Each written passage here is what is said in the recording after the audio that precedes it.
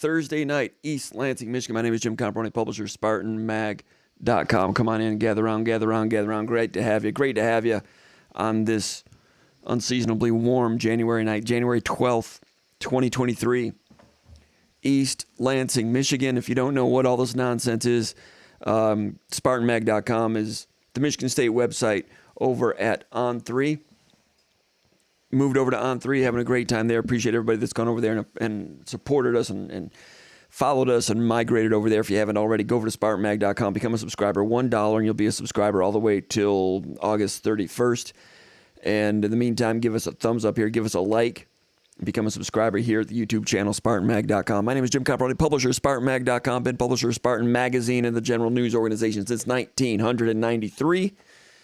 SpartanMag.com, the Underground Bunker message board, is the church of what's happening now with Michigan State sports. It is the daily narrative on Michigan State sports. And over at the Underground Bunker message board, which is exclusive to SpartanMag.com, SpartanMag.com subscribers, affectionately known as Maggers, SpartanMag.com is where at the Underground Bunker message board, I informed people we'd have a Spartan Mag live tonight, and I invited them to post questions, and I'll be fielding those questions tonight, also talking some Michigan State football with the one and only Big Moobie, Ron Armstrong. Got the basketball background right now. It is basketball season. Michigan State coming off some big wins over Michigan, big win over Wisconsin. By the time you view this, the Michigan State-Illinois game may have already taken place. For that reason, we've got a couple of basketball questions. We will move those to the end of tonight's Spartan Mag Live, because if you're watching this on Saturday, Sunday, or Monday, the Illinois game has already taken place, and we don't want something that's already expired in terms of basketball talk up front. So the football talk right now has a longer shelf life.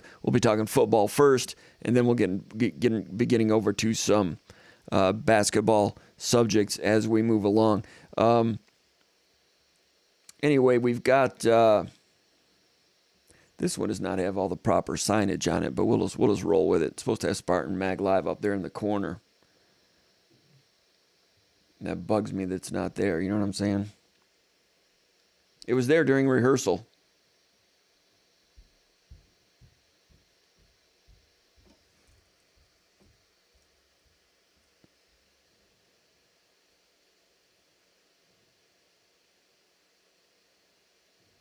All right, that's just going to continue to bug me. You guys will have to deal with me being bugged. I apologize about that. Anyway, let's go over to, actually, we've got, right off the bat, we've got personal sponsorship from the Untitled Beer Ranking Show. That's Callie Spartan. We appreciate him supporting the show. Thank you, Callie Spartan. We really appreciate your support. And actually go click on his stuff and go watch his Untitled Beer Ranking Show also. He ranks beer. He and his grandfather. I think his grandfather still does it with him. That's always a lot of fun. Hey, man, we appreciate your support of the program and Spartan Mag. So Untitled Beer Ranking Show says, another Spartan great was born today. Let me know what happened. Do you have a young one that just arrived today? Is there a newborn? Let me know. You got to give me a little more information than that. That sounds exciting. Thanks for dropping by and giving us that information. Let's go straight to the questions. We're off to a little bit of a slow start here, kind of like Michigan State against Michigan the other day, but Michigan State rallied, played well last weekend, looked good in a lot of ways, coming back strong against Wisconsin in a difficult situation there. Michigan State was 8 for 8 from the field coming down the stretch there, showed some veteran will and resiliency. I know resiliency and those things, those are words that get overused, but Michigan State really focused in, and it's my understanding during the huddle with about 4 minutes to go, Hogard really kind of took over and said, we've been here before. This is the type of game we'd lose last year. We're winning this one. And when you have veterans like Hogard, who's really grown up, Malik Hall, who's getting healthy again, senior, Joey Hauser, fifth-year senior, veterans. It's a very veteran Michigan State team. Matty Sissoko is new to the playing group, did not play in the playing group much last year, but physically strong, junior. And it was solid, willful, togetherness. There's not a lot of experienced teams in the Power Five that have been together as long as Michigan State's core group. That'll be a strength going forward. Anyway, let's go over here to the Underground Bunker message board for some questions. All right, we're ready to go now. A little bit of a false start there. Apologize, but you guys are used to this nonsense we have here. It is a little bit primitive, but we have fun with it, and we appreciate all the followers that we have. And give us a thumbs up, give us a like, subscribe to this channel as we move along. Question number 1, Mailbag. Existence is pain is the guy's name from Lansing, Michigan. He says, have I heard anything more on the defensive line coaching search? No, just that they're looking, and David Stone will be visiting this weekend. They're going to want to be able to give him some. They're going to want to give David Stone an idea of what's going on there at the defensive line coaching situation. I posted over the Underground Bunker message board some of the candidates that are in play. There was a defensive line coach that coached with Tucker a little bit in Colorado. I heard that he might be in play. And also a gentleman by the name of Wilson, who's bounced around in the NFL ranks. I forget the name right now. If I had a little bit longer for rehearsal, I'd have those names for you. But no, I've not heard anything. And Mel Tucker will be making that decision, and he's not sharing the information with me. So I don't know. But yeah, Kevin Vickerson's right in the middle of it. Kevin Vickerson of Detroit, or 13 years in the NFL, defensive tackle in the NFL, played at Michigan State. He's been a graduate assistant analyst. I think graduate assistant at Michigan State for a couple of years. He's overqualified as a graduate assistant. His experience goes well beyond being a graduate assistant right now. If he does not get the job, I would imagine he'd be moving on and getting a nice job somewhere. So Vickerson's in there. And Vickerson also is eager to do some recruiting. And on campus, when he's able to deal with recruits a little bit, he's fired up about it. And he's well received in Detroit, among other places. So I think he's right in the middle of it, and others as well. So that's the latest there. But if you're asking this and you're part of the mag.com family, you've probably seen me post about it over there at the Underground Bunker yesterday, the day before. So those two names that are escaping me right now, someone will probably chime in with those names. I type them in, then I forget them. But anyway, Marco Coleman, of course, moving on to Georgia Tech. Michigan State has an opening there, and they need to get that going soon because, like I said, they've got a key recruit coming in this weekend. A recruit, David Stone, a borderline 5-star, national top 30 type of guy from Oklahoma. Michigan State's got some ties with some of his people, and Michigan State was running strong with him. And then Marco Coleman leaves, and that shakes it up a little bit, but we've got a little bit more about that later in the show. Question number 2, Spartan Man 1998 from Wyoming, Michigan says, hey, Comp, where do you think this Michigan State recruiting class will be ranked? The 2024 recruiting class. Just getting started. So he also says, do you think Jimmy Harbaugh will stay in Ann Arbor? He asks.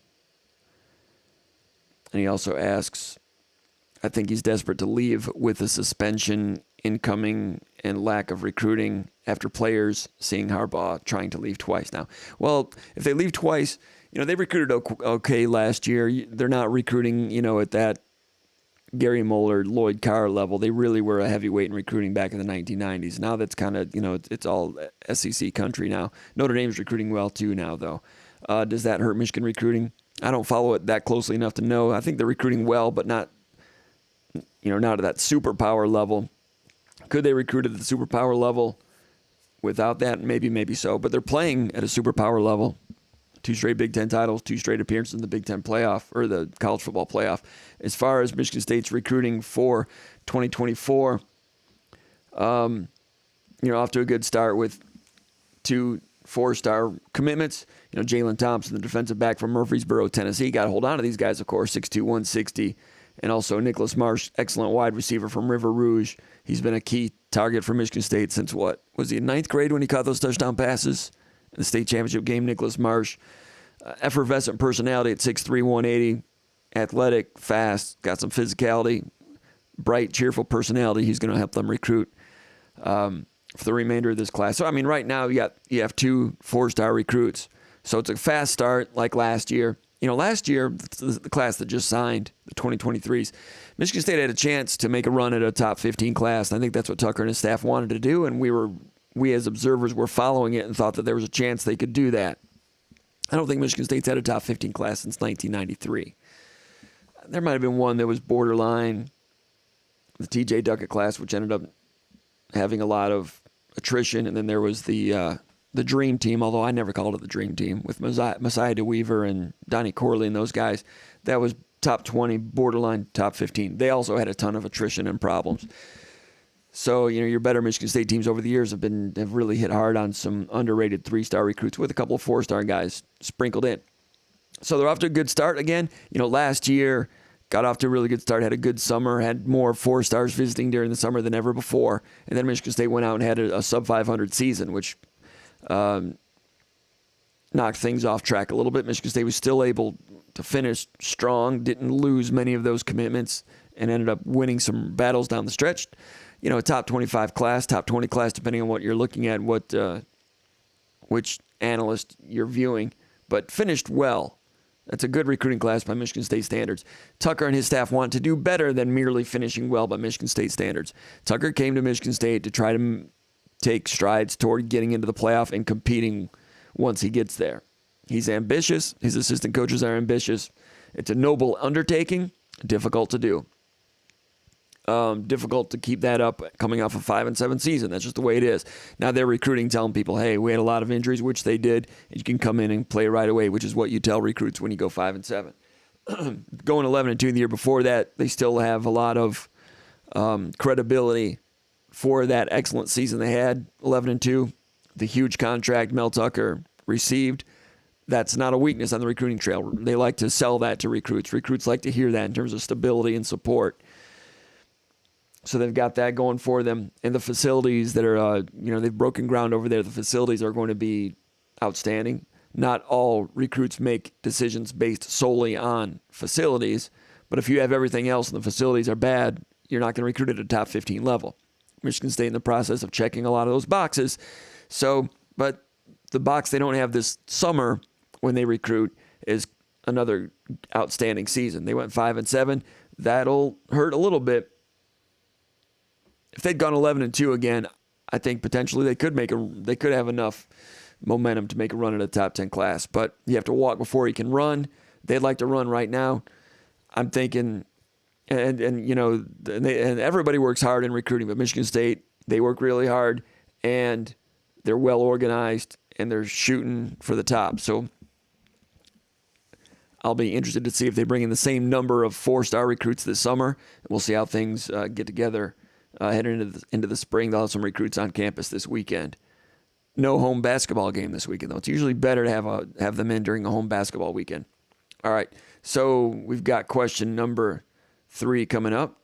D. Javier from Parts Unknown. He says, which recruits for Michigan State will be enrolling in January, mid-year enrollees, and which early enrollee has the opportunity to earn a spot in the playing group? Good questions. Who's coming in early? As far as true freshmen, there's 7. As far as transfers, there are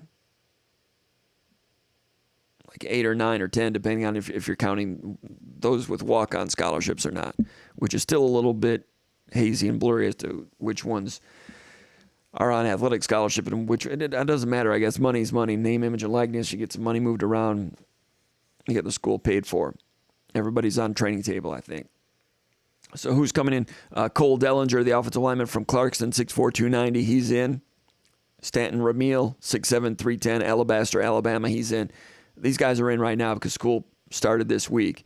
And Stanton Ramil's coming off the Alabama All-Star game. Is it Alabama versus Mississippi? Played pretty well in that. So there's a lot of training and a game that went on. So he comes in pretty good shape by high school standards. And that guy at 6'7", 310, he's big. He's built like a college player right now. And he went against some really good ones in that All-Star game, and he'll only get better from that. He went against the one guy, Hicks, the best pass rusher in the country. And, we saw some practice film, and he got beat a couple times. Hey, that'll make him better. That's good. But Ramil was in shape for that thing, and he comes in good shape. Now, to get started for winter conditioning. Tight end, Brendan Parachek, Dexter, Michigan, 6'5", 235. Good one. He's in early. And that'll help because if he's good enough to help right away, if he has a chance to help right away, that chance is amplified by getting in early, going through winter conditioning and spring practice. Jack Nickel came in early, did not play this past fall. Kid out of Georgia. So, and then Masunas, the kid from Arizona. All those guys will be first or second year tight ends. Then they've got some transfer guys coming in also. So get those guys on the field, get them in the weight room, and see who can help, along with Malik Carr there at the tight end position. Defensive end Andrew DePape, kid from Iowa. All kinds of ability there. Pass rush, violent hands, can turn the corner, strong versus the run for a high school guy. He's in, and he needs to get in early and mature and understand what it's all about to be part of the program, toe the line, do what he needs to do.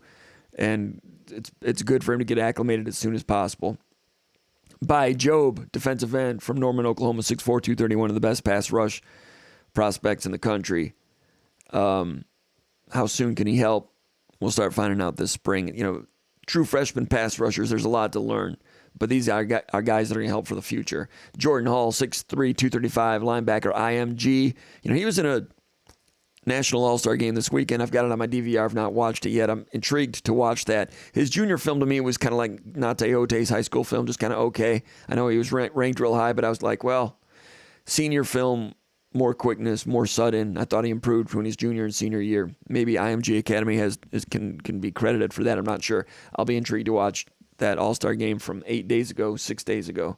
Sorry, I've not seen it yet. It's been a busy few days. He's on campus early, and they need that also at the linebacker position. Every position needs it, but there at linebacker, there are openings to help right away. Sometimes linebackers, it takes a little while also. Defensive back Chance Rucker, 6'1", 180, Denton, Texas, one of the more underrated players in this class. The old axiom is the further away you are from the football, the better chance you have to make an immediate impact. The wide receivers and the corners, maybe a safety, maybe a running back. They have the better chance to help early. And Chance Rucker, I think, has a chance to help early. And he's on campus early, spring practice, 6'1", 180, DB, Chance Rucker. That's the question you're asking me, who has a chance to earn a spot in the playing group. I'm going to say Chance Rucker of the offensive, of the true freshman. Now, I got to say, I like to say that I'm fairly decent at forecasts and letting you know what the news is going to be 2 weeks ahead of time. That's what I say on my friend The Huge's show quite often. Predictions, don't do a lot of predictions, but when we do, we've had a decent return rate in terms of forecasting recruits, teams, players, whatever. But I got to say, in terms of forecasting true freshmen and who's going to play early, I do not have a very good record on that. Because I look at where they need help and who looks pretty good at those positions, and I'm almost always wrong. But Chance Rucker's my guy for now. And that might surprise some people because that's a guy that committed early, had some fanfare, but a lot of times the recruits that commit late end up getting a ton of fanfare. He just kind of came in quietly. Rucker's a guy I think that can help soon. Transfers, running back Nathan Carter, he's mid-year coming in. He's still banged up a little bit from the season. Transfer from UConn. Also, offensive lineman Keyshawn Blackstock. He's a junior college transfer, so I probably should have put him in the high school recruit list. He's on campus, and it's important for JUCO guys to get in early. I've covered this program a long time, and it seems like when JUCOs come in August, the success rate has not been real great. Get them in earlier, better chance to know what you've got, get them acclimated, all that stuff. The other the tight ends, Adamola Faleye, 6'7", 235 from Brockton, Massachusetts, by way of Norfolk State. He's in. Tyneal Hopper, 6'3", 240, Roswell, Georgia, from Boise State. He's in. Those two guys need to get some work also. I'm not expecting a lot out of Faleye from Norfolk State. Just watching their games this fall, he's got a long, long way to go. It's a blocker. It's not there yet. Does he have some mismatch ability? Like Tucker said on signing day, he's got a ways to go. He's got hands. He had a touchdown against somebody and looked pretty good into the red zone. But it's got a long way to go. Maybe I'm wrong, but I'm not expecting him to make a dent in the playing group. I apologize if he's watching this. Go out and prove me wrong. Hope that can be motivation for you, but I've got to talk to the constituents here, the subscribers.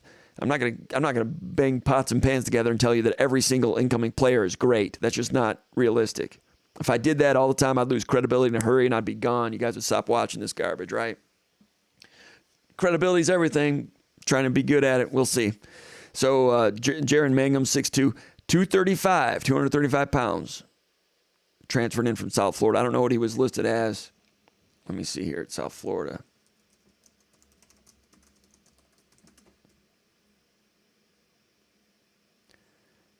They had him at 231. Okay, so that's what he was last year. Big back, 15 touchdowns 2 years ago. This past year at South Florida, had a little bit of an injury that's not a problem now. Also, it's good to have him on campus. He'll be competing against Carter for that number 2 spot behind Berger. The big guy with a little bit of shake. He's not just an immobile big guy, Mangum. He's got a nose for the goal line. Michigan State can use that. Short yardage back, bigger back.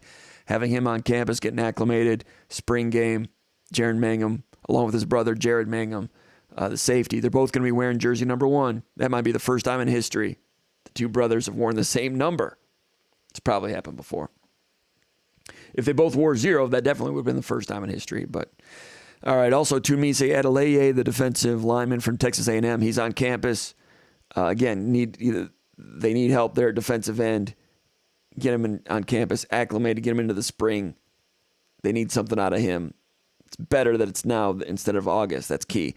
Jared Jackson, defensive tackle, same thing for him, coming in from Florida State. Dre Butler, the defensive tackle, coming in from Liberty, same thing for him. I'm kind of thinking Jackson and Butler are second-string guys behind Barrow and Derek Harmon. But a couple of guys with some ability and a lot of size there. Jared Jackson, 6'6", 300. Dre Butler, 6'5", 300. And, Tunmise Adeleye, 6'4", 280. That's a big defensive end. So Michigan State trying to get bigger and athletic on the defensive line. Jackson and Butler, they've got athletic ability. Jalen Hunt had athletic ability. Got to get those pilot lights lit. Get the process sped up. Turn them loose. We'll see what happens. Samar Melvin, the defensive back from University of Wisconsin, 6 feet, 170. Pembroke. Where's he from? Somewhere in Florida. I can't pronounce that. I can't read my writing. And Jonathan Kim, the kicker from North Carolina. Important to get that kicker on campus. Put some pressure on him. Compete with Rusnak. Compete with Patton. Have a big competition this spring. They won't tell us who's leading, but let them compete. That should help a little bit. I have to send some information to my guy, Mubi, let him know what the number is. He might not know.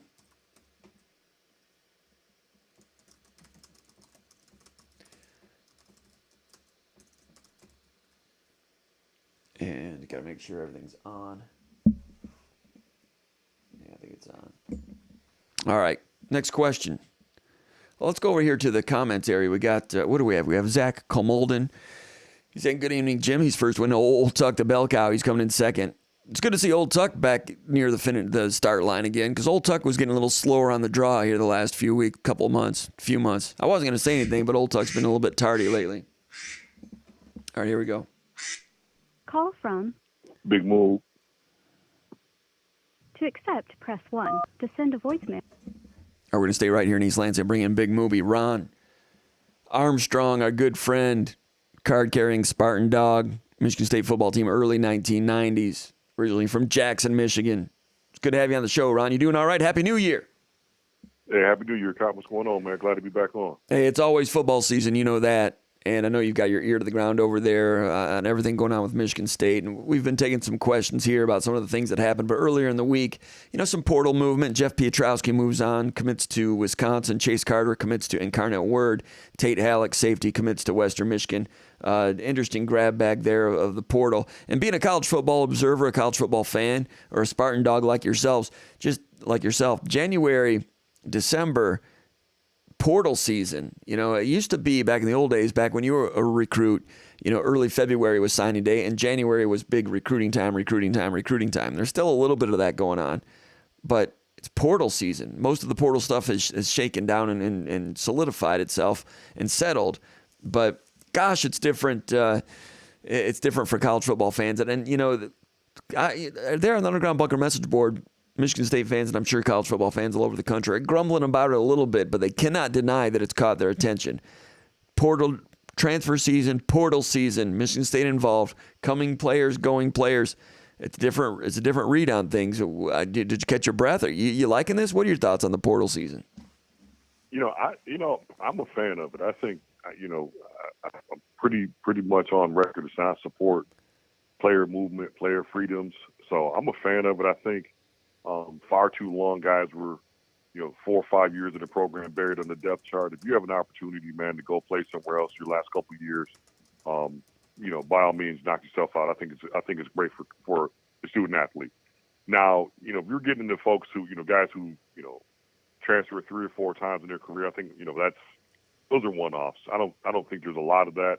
Maybe I'm just unaware, but I don't think there's a ton of that.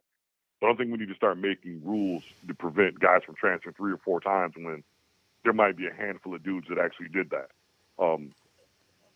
Now, when you take the portal and you separate it from NIL and you see what the portal is, I think, it's a net positive for student athletes.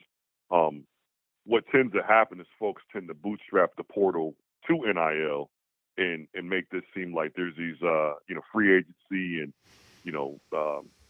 guys that are hired guns and things like, and some of that, I'm sure some of that's happening, but that's always happened to an extent. But overall, I support the portal and I think, TCU, some of these programs that you can build, you can supplement your recruiting through the portal. I don't think you can build your program long term through the portal. It's kind of like the JUCO route. I don't think you could successfully sustain the program bringing in a ton of JUCOs every year. I mean, unless you're Kansas State, they kind of had the formula on that, but the vast majority of your programs just couldn't sustain that. Just too tough to build. So if you're trying to build a program, absolutely, I don't think you could build your roster long term through the portal, but certainly you can use it to supplement, some recruiting holes and, get up to speed, a lot quicker than you could, back in the day when, when I was playing, where you're a new coach, you kind of had to wait 3 or 4 years, and where some of those early recruiting classes you stacked to kind of to have a chance to mature in your program. Now you can get some guys from the portal, and you can win early, and we saw that with Mel Tucker, that you can win early. The thing with that is, can you duplicate it year after year? And that's the part where I think if you're trying to rely on the portal, so to speak, I don't think you can long term you can do that, but in the short term you can help the program. And from the student athlete standpoint, I support the portal. Yeah, I think every year there's going to be a team, maybe not a team that'll rise like TCU, but there'll be a team that rises like Michigan State that jumps into the top 15 and surprises. But being able to roll that Yahtzee year after year after year, that can be tough to do. Ole Miss hit deep into the transfer portal. They had a good season going there for a while, ended up 8-4, something like that. Michigan State had 18 high school signatures this year. I think they would have gone to 20 or 21 or 22 if they had gotten 22 really good ones. I asked Mel Tucker about that on signing day. He said just like the year before, they didn't want to reach on anybody. If they had to shut it off at 14 commitments, I think they were prepared to shut it off at 14. If they could have gone to 20 or 21, they would have done that. They settled at 18, and they like all 18 of those guys. And they've filled in the rest with some transfers. So I know they feel good about the frames and the athleticism of each of these guys and the personalities, too. I was talking about this before you joined the show, the transfers coming into Michigan State. I'll go ahead and list them, and you tell me one or two that kind of caught your eye. I know you've watched some film, and you've heard a little bit about some of these guys, but running back Nathan Carter coming in from UConn, the tight ends, Fillet coming in from Norfolk State, Hopper coming in from Boise State, Tunmise Adeleye, the defensive lineman, coming in from A&M. Tucker tells me he's going to be defensive end to begin with at 280, 285, 290.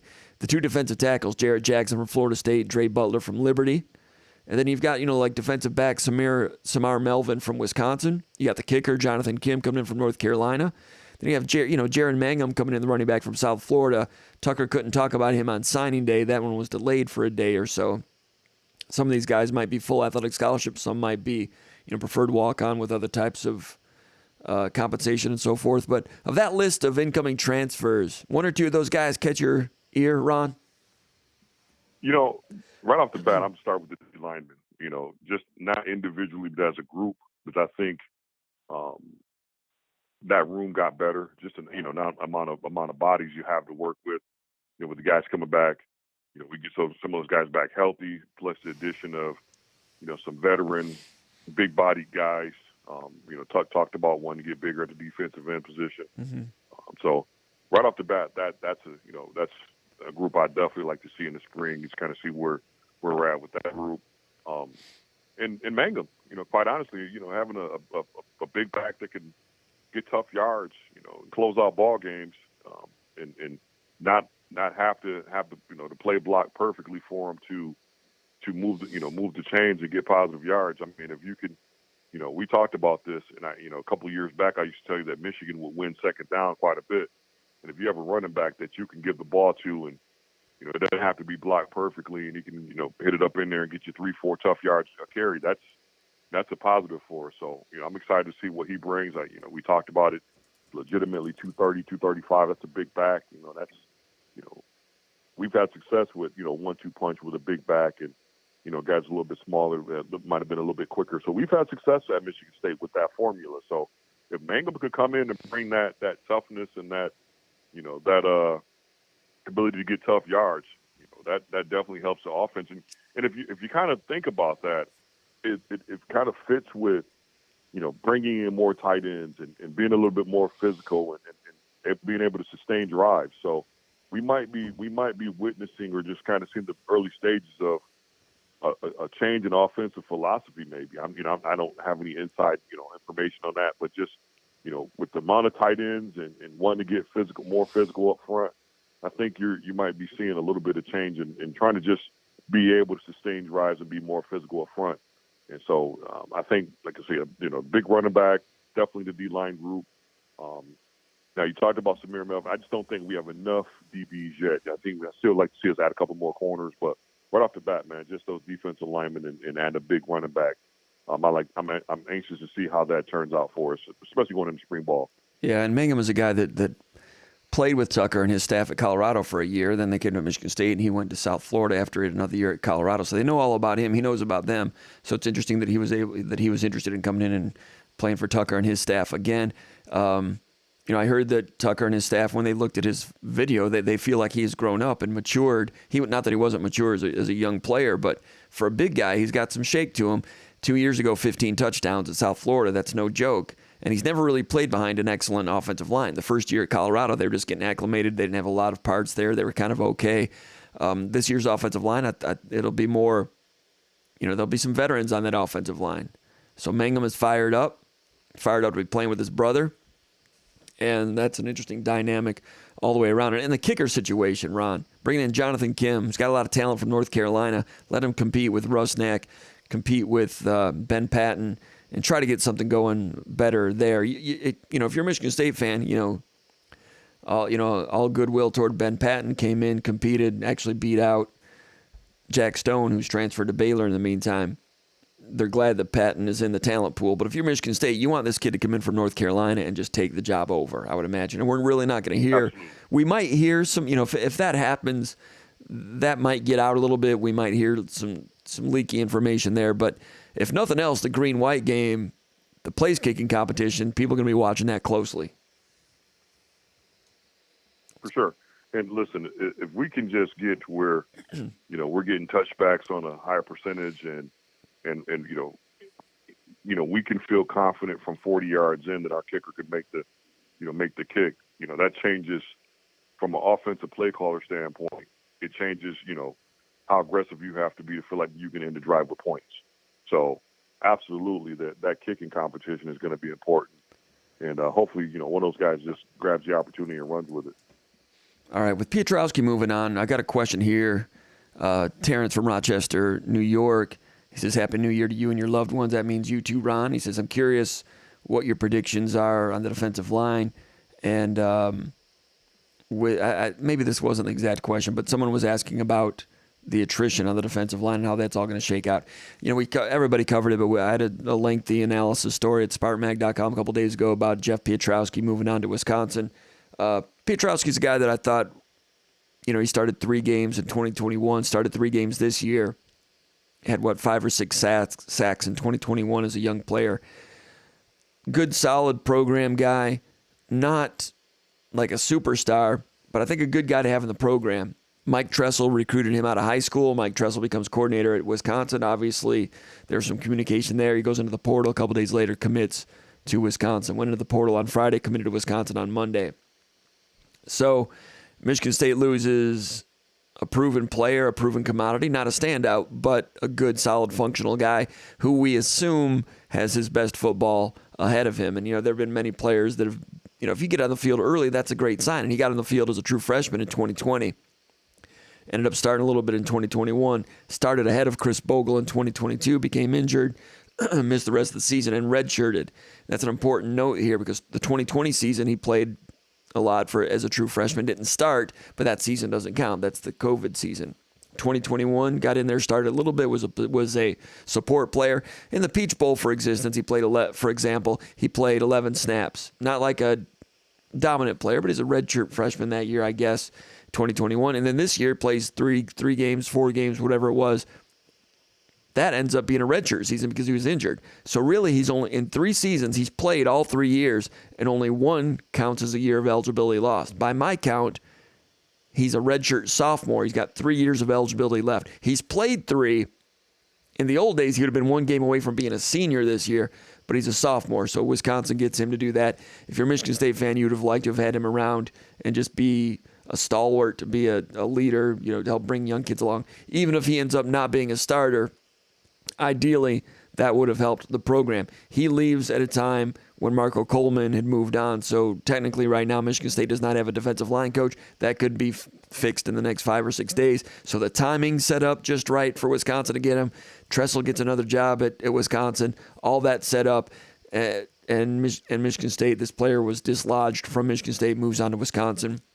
And there, like I wrote on Monday, there's no way to look at it positively from a Michigan State standpoint. That's life in college football these days. I know Michigan State has some good ones coming in, but not a lot of defensive ends at Michigan State right now that have played a lot of football for the Spartans. But your take on Piotrowski moving on and other players moving in, and what's the damage level there with Piotrowski moving on, in your opinion? Here's the thing. I don't know if it's a positive or a negative. I just think it's just the way it is now. And I think if you're Mel Tucker and your staff, and you're gonna be a player in the transfer portal, you have to be a player and understand that sometimes you're gonna lose kids the same way you got them. So I think that's just the cost of, the way things are now. As far as Piotrowski, the player, like I said, we talked about earlier,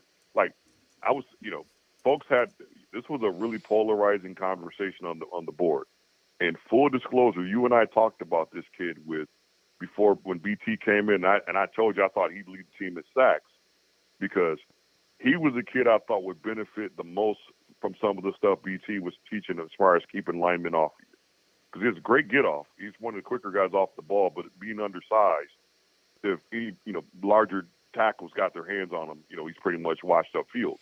So I thought he would benefit a ton from, better hand placement and being better with his hands and being able to dip under the long arm and stuff like that. So, I predicted that he would have a big year this year, just because of some of the things I thought BT would be able to, add to his game. Now, Tucker saying he wants to get bigger at the D end position. Maybe Piotrowski saw that as, okay, well, maybe my days or my playing time, my role. I don't know. I don't know why kids hit the portal. Everybody has their own personal reasons. But my thing is this: if you're telling me, man, yes, it's great to have a guy that's going into his 4th year into the program around for sure, because he could. There's a certain way of practicing and preparing things like that young players and newcomers can model. That's always great to have around. If you're telling me we're going to miss Piotrowski, the player on the field, I'm saying I don't know. I mean, I don't think there's anything that he brings to the table that we can't replace from a production standpoint or a skill set standpoint. So, I don't know how much of that we'll miss on the field, but to me, whenever you lose a guy that's been in your program 3 or 4 years, that's something that you really can't put a value on and say how much, because that's you need that. That's where the young people, your young guys learn when the coaches aren't around, how to prepare the right way and things like that. So that part you can't get from the portal. You can't get a guy that knows how to prepare, knows where how we warm up, how we stretch. Just simple things like that may be different. Things we yell out and that we echo, and all these things that just make the program what it is. You can't get that out of the portal. So we'll miss that for sure. As far as the on-field production, I don't know that there's not a guy in our program that we can't, we can't make those 5.5 sacks or whatever the numbers are. I'm sure. I feel like with the bodies and the players that we have, I think we'll be fine on the production side of it. Mm-hmm. And in terms of the other players coming back, of course, Chris Bogle's coming back, the transfer from Florida, played 4 games for Michigan State this past season, went out with what appeared, a lower body injury. Zion Young, the true freshman, came in, had an impact, started midway through the year out of necessity, looked like some veteran maturity to him as a true freshman. Coming in transfer to Misei Adeleye, 6'4", 290, Texas A&M. Avery Dunn coming back, had some productivity late in the season. Ken Talley, transfer coming in from Penn State, transferred in August, September, sat out. Be eager to see what he looks like this spring. I've not heard about Brandon Wright, whether he's coming back or not as a sixth-year player. He's got another year of eligibility. He had a little bit of maybe not an impact, but he contributed as a defensive end this year. Maybe not the impact that some of us might have thought based on some of the talk during the spring and August. But that's 6 interesting defensive ends, not counting the true freshmen, DePape and Job and the Thompson kid coming in from Cass Tech. So it's a room deep in talent. But like I mentioned in my story on Monday, I don't think there's one defensive end on the roster, aside from Jacoby Windman, who's now a linebacker, presumably. There's not one defensive, well, even including him, there's not a defensive end in the program who has played more than 10 games in a Michigan State uniform. There's not one defensive end of the program who has more than 30 tackles as a Spartan. Now, Chris Bogle had, at Florida, he played 3 seasons there pretty much as a backup, but he had 80 tackles at Florida. So it's kind of me massaging the numbers there to make a general point. But Bogle last year, first 3 or 4 games of the year, played behind Pietrowski. So Pietrowski was ahead of him. Would he have remained ahead of Bogle as Bogle became acclimated with the system? And into this year, I'm not sure. But your thoughts? I'm guessing Bogle and Young, that's what I'll project as the starting defensive ends heading into 2023. Your thoughts on Bogle and Young as defensive ends? And if you disagree with that, go ahead. I thought that Chris Bogle was coming along nicely. Like, you could see he was starting to show, he's starting to show something right before that injury. You could just see it coming. I thought as a freshman, Zion Young, as he got more comfortable out there, you could see the ability. Avery Dunn, man, like if you would have told me from watching the Minnesota game what he would look like by the end of the year, that kid was taking on people by the end of the year. So there's some stuff to work with. Like I said, you can't replace 4 years of college experience just with. So we will miss some of that leadership. But like I said, there's enough bodies in there that the key for us, man, stay healthy. Stay healthy, especially with those interior linemen, because if we're firm enough with our interior guys, then we can start seeing some one-on-ones on the edges, and that's when you could pin your ears back and rush the passer. So for us, it's a big group in there now. We got a lot of bodies to throw out there, and keep guys fresh. So I think, I like the group.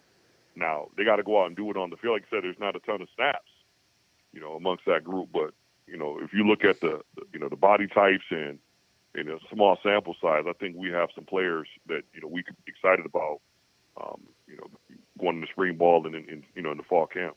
A lot of work to do there. And a line that I used in my article on Monday is they might be a year away from having the type of impact and having the type of ready bodies, knowledgeable bodies that Tucker envisions at that position for the future. So I think the future looks good at defensive end, especially DePape and Job come along as pass rushers. Have Zion Young in there in a 3-year plan. You get a senior version of Avery Dunn someday. Tumise Adeleye starts, get some traction up to his accolades and so forth. Who knows what Ken Talley looks like, but it's an exciting area and it's an important area, defensive tackle and defensive end. But defensive end is interesting. And I'd agree with you on all those things. I'm not going to go over every position. We've got all off season and all spring to talk about all the other positions. But I just want to ask you about football, national championship, bowl games, college football playoff. As we get into mid-January, as you look back on the 2022 college football season, what stands out? What are your thoughts about what Georgia did and the Big Ten's place in all this madness?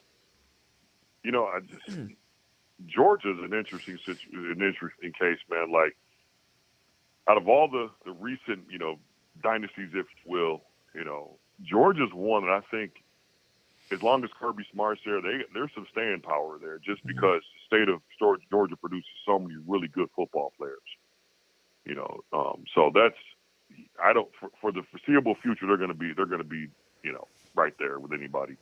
I thought Ohio State might have, it felt like they kind of learned a little bit about themselves, playing Georgia the way they did. It looked like, they just weren't as, I don't know, I wouldn't say finesse. It was just a different approach. I thought they were a little bit more aggressive in that game against Georgia and played a smarter defensive for the most part. They would, every now and then they'd go out and try to play man and get beat, but I thought Ohio State showed, on the field with Georgia that they recruit the same kids. So talent-wise, they won't take a backseat to anybody. If Ryan Day can get that defense figured out, if you think about this, Ohio State was a 40-something yard field goal or 50-yard field goal away from playing for the national title without Jackson Smith and Jigba and without Travion Henderson. So they might be able to make a case and when healthy, they may have had the best team in the country. Mm-hmm. So Ohio State will be fine. Alabama will be fine. As far as the Big Ten, I think,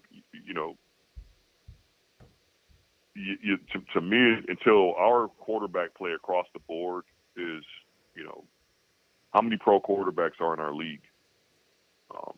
I think that's the biggest difference right now. I don't think we have the quarterback play where it needs to be. Also, in watching a little bit more SEC football, I've kind of figured out what separates them a little bit. It's not just talent. They play more of an individual win your matchup kind of style. You know what I mean? Where you got to beat the guy in front of you more often than being schemed into it's really just go out and beat the guy in front of you, and that's the way they play. But I think in the offseason, the Big Ten got a lot tougher, man. When we talked about the quarterbacks, look at the quarterbacks that have come to this league, via the portal, transfer portal. So that Big Ten West, I think the quarterback playing the Big Ten West has gotten better. The kid transferring from Michigan, to Iowa, Wisconsin got a big transfer. So, it's, the quarterback play in the Big Ten West should be much improved. So, overall, I think the conference would be much improved just because of improved quarterback play. Mm-hmm. Ohio State struggled against Michigan last year and this year. They struggled at Northwestern on a cold, windy day. C.J. Stroud, California guy, those wide receivers, Sun Belt guys. If Ohio State plays Michigan in an indoor neutral site, I don't think either one of those games would have went that way. I know Michigan still ran the ball real well, but a lot of that was, momentum, and they sprung some leaks on them, those type of things. I agree that Ohio State can play with anybody, but maybe not in November. Not in the cold. Isn't that strange? Think about Woody Hayes and the way he used to coach in snow flurries with short sleeves. Go ahead. I don't think it's cold weather. I think they just have the wrong approach. Like, they play such an arrogant, listen, I get it.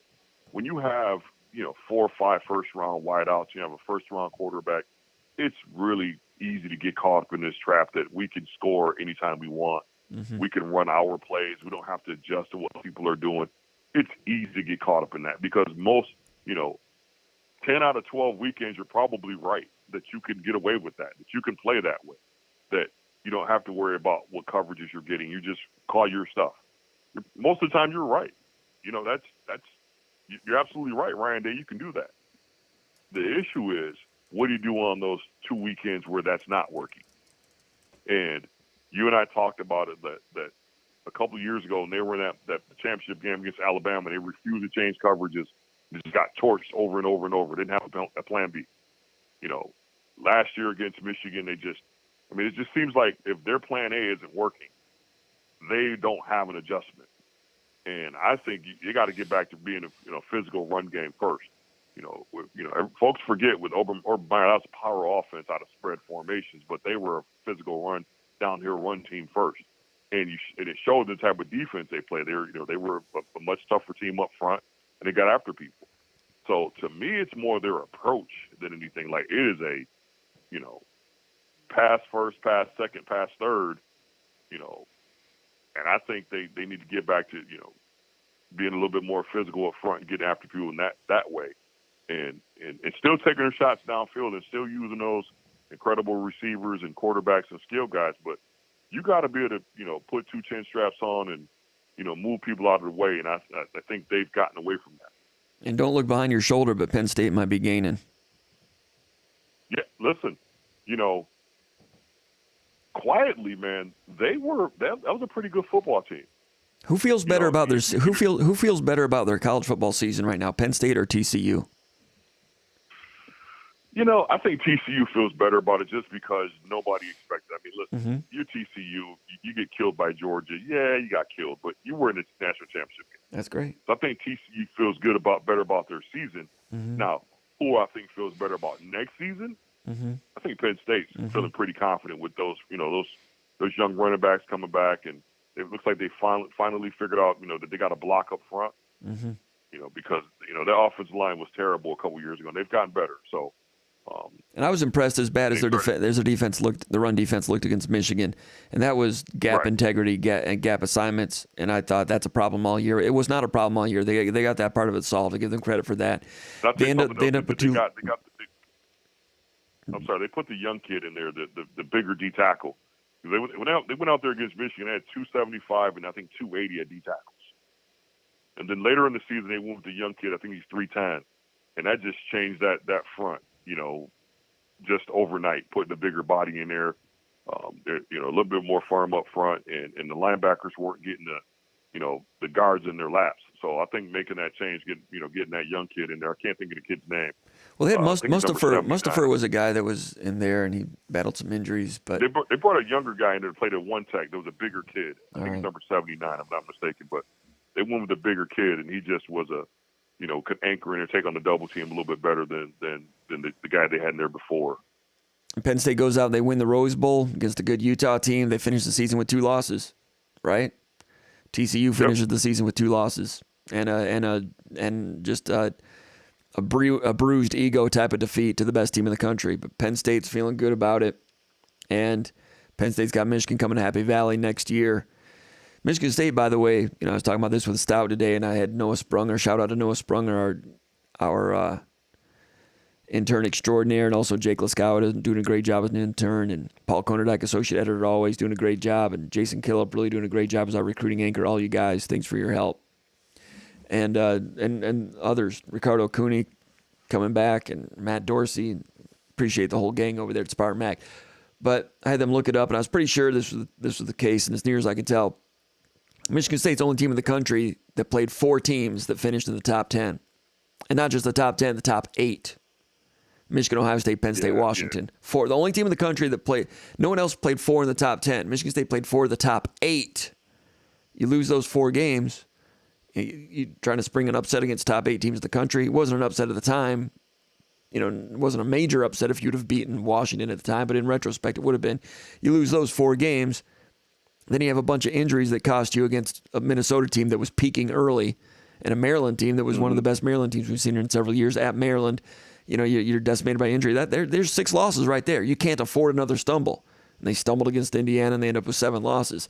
Next year, preseason. Next year, preseason's top 10. Michigan State's going to play 4 preseason top 10 teams. Probably the only team in the country that has 4 of them on the slate. And then you know who's going to be strong this year? Iowa. They have that defense. They're going to lose defensive players, but they're just going to plug in new guys in the Phil Parker system. And they've got a real quarterback coming in now. And Michigan State plays at Iowa.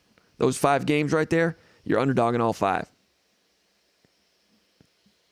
I mean, listen, the way college football is now, I don't. First of all, the Big Ten has 9 conference games, so there's no reason to go schedule a Washington outside of conference. I mean, just no reason for it now. You're not benefiting from this. Isn't college basketball where you can learn something about your team in November, and it's great for college basketball. College football, it makes no sense.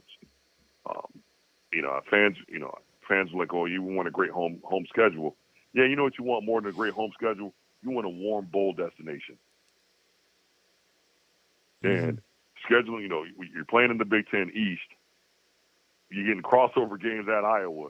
Yeah, you don't need Washington on the schedule. I mean, to me, you're starting the season off with the ceiling of 7-5. Mm-hmm. And when they scheduled Washington, Washington was no better than like Syracuse or something like that. It looked like an attractive visit. It'll be a trip, whatever. Turns out they've got the best college football player in the country, in my opinion, in Michael Penix. And DeBoer did a good job with that off. I mean, they put up 500 yards on everybody this year.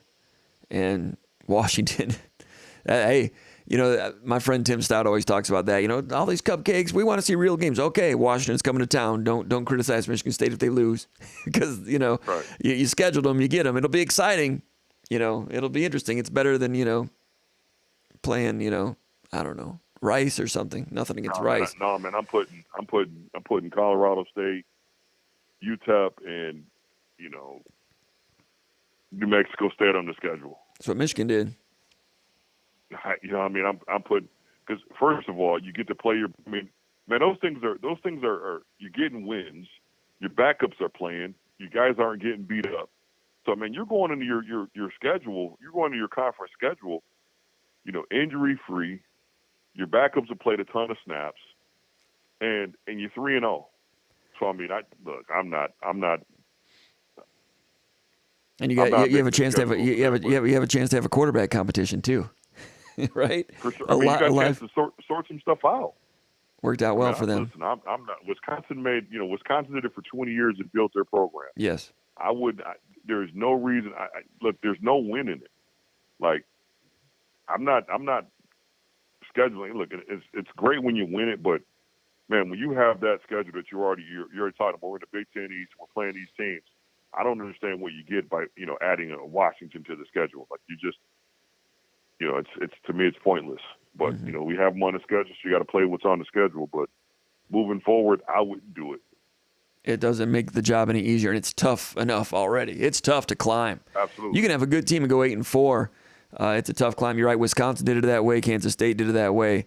It's one way to do it. For years, Florida, as good as they were, I mean, they played Florida State, but they would never, because Florida State was an end of the season game. So Florida State was always tough. So I give them that one. But anyway, I know that you used to really do a lot of great things at Jackson High School as a basketball player, right? Is that right? You know what I did at Jackson High as a basketball player? I used all 5 of my fouls. Well, you did better than me. I might commit a Matt Ishbia foul, Steve Cherry foul late in the game. I heard Jimmy Dykes say something on the basketball game last night that made me laugh because it perfectly summed up my basketball career. He said, "If you saw me play, you stayed for the entire game." Yeah. Yeah, I heard him say that too.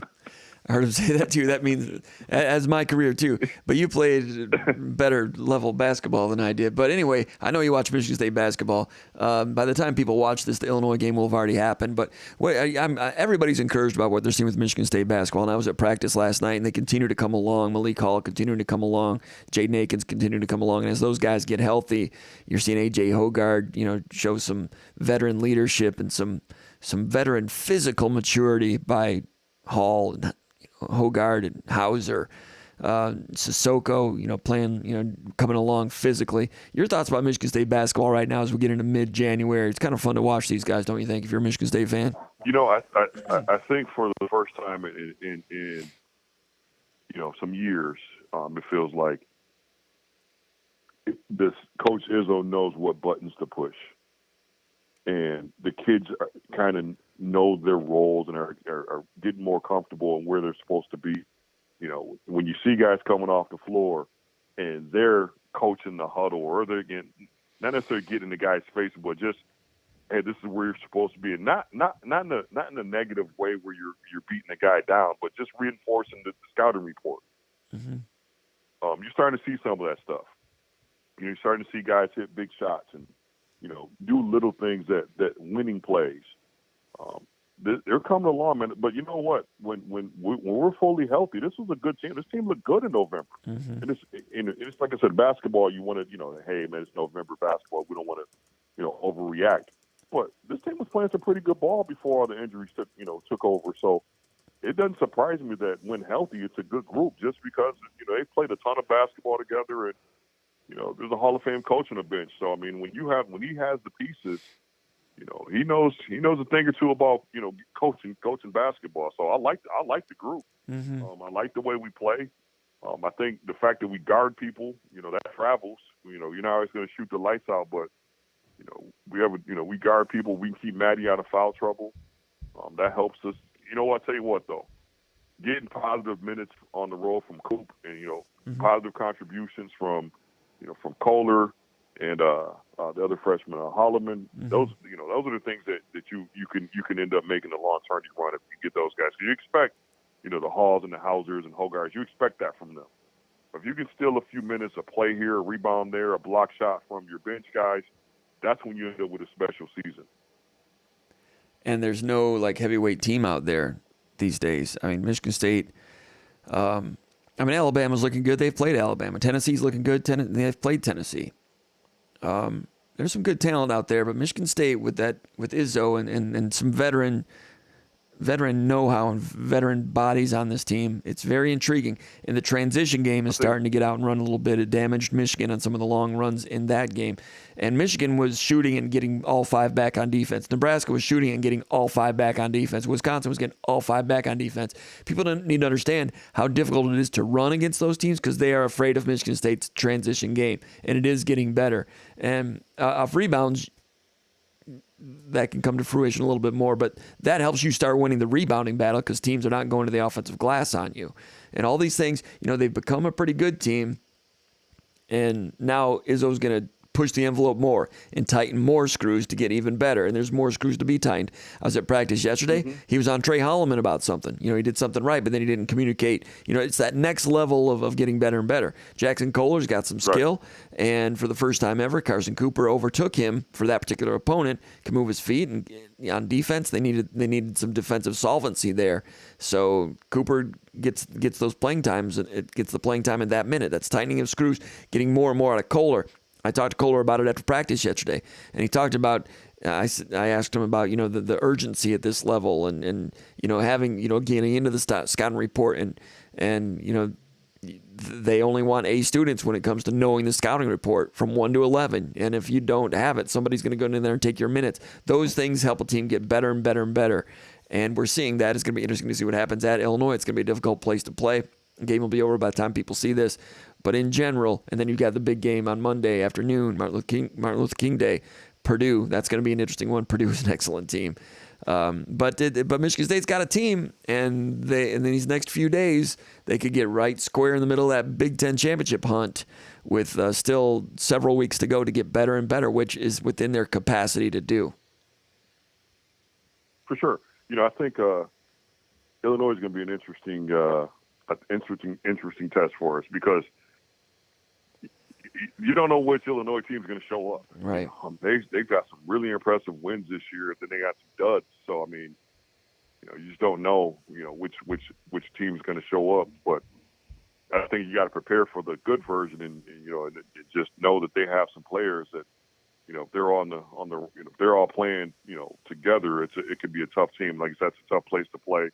I think they're going to that 5. They're playing small. Decided they're going to play small and spread the floor, a little bit more, which I think actually helps us out. I think that's, with our guard heavy lineup, I don't think we should struggle too much with a spread floor. So, with us, man, just turnovers and shooting. We keep limit the turnovers and make shots. We're going to guard people. I feel good about going down there. And like I said, that Purdue matchup is going to be difficult, but this team just keep showing up, man. I think we've been a couple of games, right? I didn't think we played particularly well, but for the most part, every night out, man, they show up. They compete. I like the way likes this. Oh yeah, he likes him, and I like Malik Hall's his versatility. Against Wisconsin, he can play the 4, he can play the 3. You saw in that game the first time that Michigan State was like, okay, you got that 6'3" guy out there, Max, what's his name, Nesbitt or whatever. Okay, we're going to move Hall to the 3. And now that 6'3" guy's got to guard a 6'8.5" guy, and posted him up, did some damage. Pump fake, went in there and scored. Wisconsin fans thought he traveled, but Wisconsin players were talking about it afterward. Yeah, we kind of got caught in a mismatch there a little bit. Well, okay. Against some opponents, if Michigan State wants to put him at the 4, and he can be a little bit quicker if a power forward is hurting Michigan State off the dribble, Malik Hall is quick enough as he becomes more healthy to play good defense on a driving mismatch 4. Whether it's Hall being a go-to guy as a 3, or being a trailer as a 4 in transition, or being a defensive stopper as a 4, that's within his capacity. And I give him a lot of credit, give Izzo credit. I didn't know if Malik Hall was capable of staying on the court as a small forward defensively this year. I knew they were going to try it. I didn't necessarily think it was going to last this long. It has not only lasted this long, it's as he becomes healthy, it's going to be a weapon to have that versatility. He can rebound and he leads and all those things. He's becoming a glue guy extraordinaire. Kenny Goins was great at what he did. Couldn't really play the 3, but I think Hall is becoming Kenny Goins plus. Mm-hmm.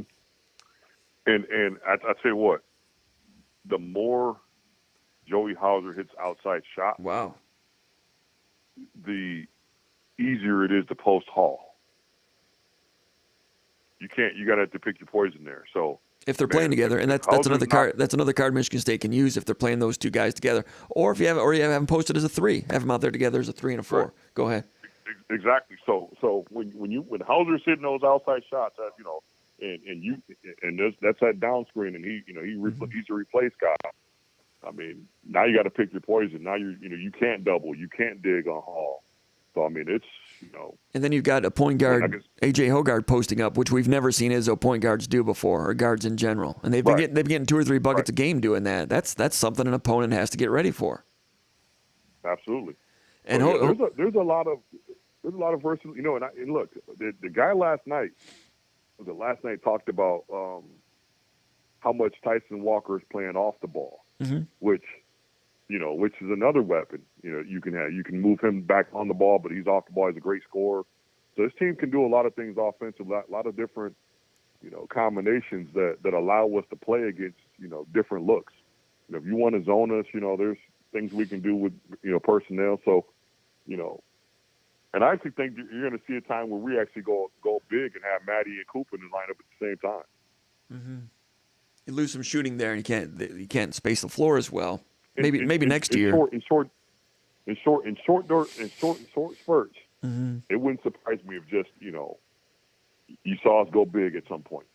I just see a reason. I just especially in that Purdue game, just file that one away. I think in that Purdue game we might see us go big at just small doses, like just to kind of see what it looks like, because we're gonna need a big at some point during this season, and especially in the tournament, we're gonna need to be able to play big. Yeah. I mean, Hall's 6'8", but we're gonna need to have another big on the floor. Mm-hmm. Yeah, and Sissoko's foul trouble still is a little bit of a weakness, because when he goes out, they lose some of that manliness you need. The big man who's got some experience. All right, Ron, I really appreciate your time. Thanks for spending time with us. We really appreciate it. We'll see you over at the Ground Bunker message board. Sound good? Thanks for having me on, and hopefully by next week we'll have some defensive line coach news and some recruiting news and stuff like that. So. Sounds and some good. big basketball wins. Sounds good. And it's always football season, but basketball sure is fun right now for Michigan State fans. Thanks a lot, Ron. We'll see you next time. Thanks for having me on. All right, there goes Ron. You can check him out over at the Underground Bunker message board. We really appreciate having him as part of the Spartan Mag community over there. SpartanMag.com, part of the On3 network. Go over to the Underground Bunker message board. See what we're talking about all the time, all day, all night. SpartanMag.com. Underground Bunker message board is the daily narrative of Michigan State sports. It's the church of what's happening now on Michigan State sports. In the meantime, give us a like here, subscribe to the channel here, go to SpartanMag.com, become a magger. We'd love to see you over there. As far as basketball, before we get back to the mailbag, Tyson Walker, 40% from 3. Like Ron said, point guard, off guard, a little bit of both. When Hogard sits, Walker's your man. Walker can go to stay at the off guard when Holloman comes in. The versatility there, the headaches that creates for opposing teams when you've got Walker can bring it up and pull or come off a screen. 40%. When you look at 40% three-point shooters, that's what good teams have. Like if you have 40% shooters on the team, Michigan State has that right now. Walker at 40%, Hauser at 41%, Jaden Akins at 44%. Can Akins remain a 44% shooter? Probably not. That's great shooting. But if he remains a 40% shooter and can do some things in transition, pulling up as a 3 or taking it all the way to the rim, becoming more and more of a defensive player. Akins did some really good things defensively against Kobe Buffkin in the Michigan game. He's becoming a versatile threat. Michigan State's got some pieces here. Hogard shooting 27% from 3. Not great, but if he can ratchet that up to 29 or 30%, 33% is productive. 30% is just good enough that he's going to remain unguarded. People are going to let him shoot. And if he can hit that once in a while, and especially at the end of shot clocks, you're never going to have Hogard shooting a 3 on purpose with 20 remaining on the shot clock. But many times a point guard's going to have the ball in his hands and there's 3 seconds left in the shot clock and he's got to let it fly. 27% is a lot better in that desperate situation than what he's been in the past. And what he can do posting up, what he can do driving for others, driving for his own muscle shots like he did down the stretch against Wisconsin. Just a lot of things going positively for Michigan State. They want to get Sissoko more established as a go-to post guy early in each half. I think you'll start seeing more of that from Sissoko. When he gets that jump hook going, it's a giant shot, and it looks kind of good. We've seen it a little bit, but there's more there. Let's go back to the mailbag. Question number 4 from M. Blank from Rochester, Michigan. He says he has not heard much of anything about the following players. Can you tell us what you've heard? And the 3 players he lists: Ethan Boyd, A.J. Kirk, Antonio Gates. All right. Ethan Boyd, second string right tackle for Michigan State this all year, and he's right on target, right on schedule. Redshirt guy. So, big-bodied guy. We'll see him this spring. He's on schedule. Competed with Spencer Brown a little bit there, offered some depth. Ethan Boyd on schedule. A.J. Kirk, it's my understanding he's not. I don't look for him to be part of the roster in the spring. A guy that was had a lot of ability, had a great senior year in high school in Ohio, came to Michigan State, and was never on the field in 2021.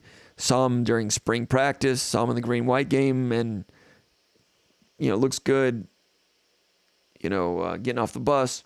Had a mistake there in the green-white game. I realized the green-white game, there were only like 18 or 19 snaps in the whole green-white scrimmage. He was involved in one and had a little, kind of messed something up. No big deal. Young players are going to mess up coverages here and there. But anyway, all this season, never saw him dress. It's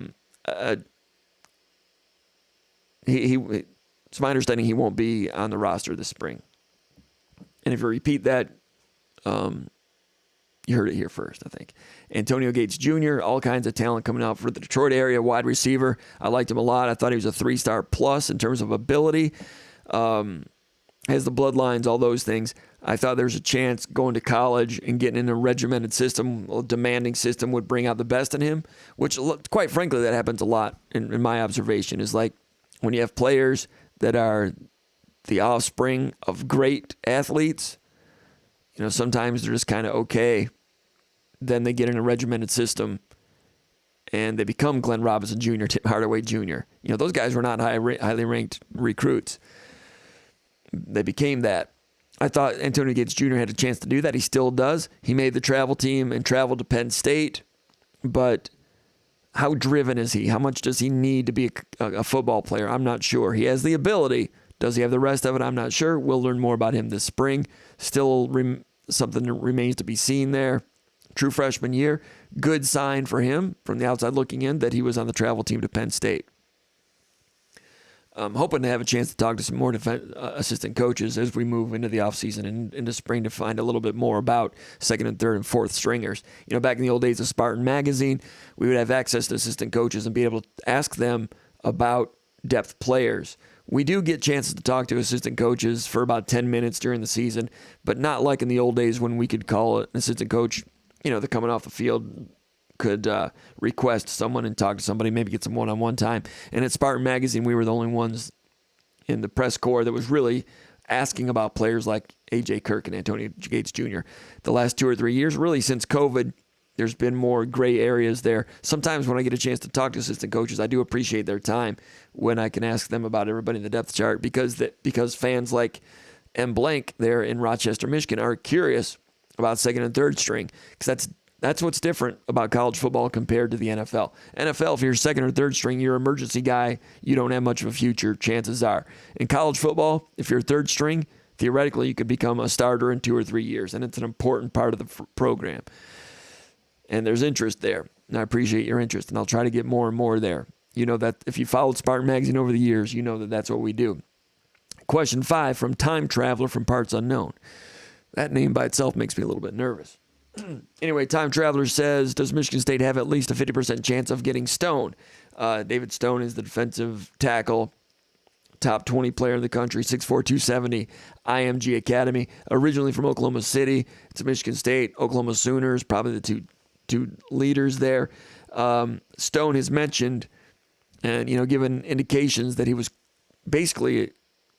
going to commit to Michigan State to the point where Michigan State almost considered him kind of a silent commitment. That was a few weeks ago. Still, you have a lot of work to do. Silent commitment for 2024. Still have a lot of work to do to get to December. Marco Coleman moving on as defensive line coach. David Stone has told Jason Killip, our recruiting writer, that did cause him to pause, and that was the main guy in his whole recruitment. That's true. There have been some others at Michigan State that have had strong relationships with him as well. In this era of NIL, who knows what all the posturing is that's going on. You're asking me at least a 50% chance. I would say Michigan State 40%, Oklahoma 40%, the field 20%. That's my guess right now. In terms of Michigan State getting a commitment from him at some point in the next 4 or 5 months, I'm going to say more than a 50% chance, but I'm factoring in everything through next season and into December. That's just the way I'm looking at it right now. Question number 6, MSU J. Root from Marshall, Michigan says, thanks for doing these comp. Long-time listener, first-time caller. You get the point. I do get the point. Thanks, MSU J. Root. He says, do you think that recruiting has turned the corner toward Coach Mel Tucker's stated goals of having top recruiting classes? He says, I think many gave him the benefit of the doubt for the first 2 years. Do you think that his recruiting, top 25, reasonable, heavy portal, etc., right now is what we should expect as the ceiling, or do you think that there is still room for growth? What is your forecast to where recruiting will be in 2 or 3 years? Great question. Recruiting's the lifeblood. Everybody knows that. Have they turned the corner? Not yet. Toward his stated goals of top recruiting classes? Not yet. He wants top 10 classes. They're not there yet. You need to win on the field in order to get there. And how they did in 2021 helped them bring in a lot of 4-stars during the summer. And if they'd gone 11-2 again, I think that they would have had a top 15 class. So you have to walk before you can run. They're doing all those things. Turn the corner? No. Are they doing a lot of the right things? It seems to me that they are. He says, do you think that where Michigan State is recruiting right now, top 25 with some portal positives, he says, is that what we should expect as the ceiling, or is there still room for growth? That's not the ceiling. There's still a lot of room for growth. And I compare things to Mark D'Antonio because we saw D'Antonio for 13 years, and some people are uncomfortable with that, whatever. D'Antonio had a lot of success and a ton of success considering Michigan State's where they were and where they've been. I don't know if Tucker will ever get to that level, but if he does, I think Tucker could have a higher ceiling than that, just because how dynamic his personality is and how aggressive he is to want to recruit in the Sun Belt. And the name, image, and likeness is a different era. Back then with D'Antonio, you couldn't go down and recruit in the South without cheating. It's just the way it was. And he wasn't prepared to do that. Didn't want to do that. Won big, did it his way, and I've got great respect for that. And as great as he was, top 6 in the country 3 straight years, that is amazing at Michigan State. People need to understand that. That is amazing. So, and he did that with recruiting classes that were usually ranked between, 22 and 45. If Tucker can get it rolling a little bit, and I'm not saying he can do what D'Antonio did. I don't know if that's fair or not. But if he ever did, then he could recruit at a top 10 level. If he ever got to that level, it takes some great quality control, great evaluation, all those things to make that happen. You also, quite frankly, probably need 1 or 2 teams in the Big Ten to fall off a little bit. But no, this is not the ceiling. There's more to go there. I don't know if Tucker and these guys are going to get there, but there's more ceiling there for them. And their personalities makes that ceiling higher than it's been in the past. Question 7. This is from Gator Lonnie from Perry, Michigan. He says, hey, Comp, fantastic show. He says, I rewatch every episode over 40 times and plays it on repeat while at work. My man Lonnie, Gator from Perry, Michigan, has it on repeat.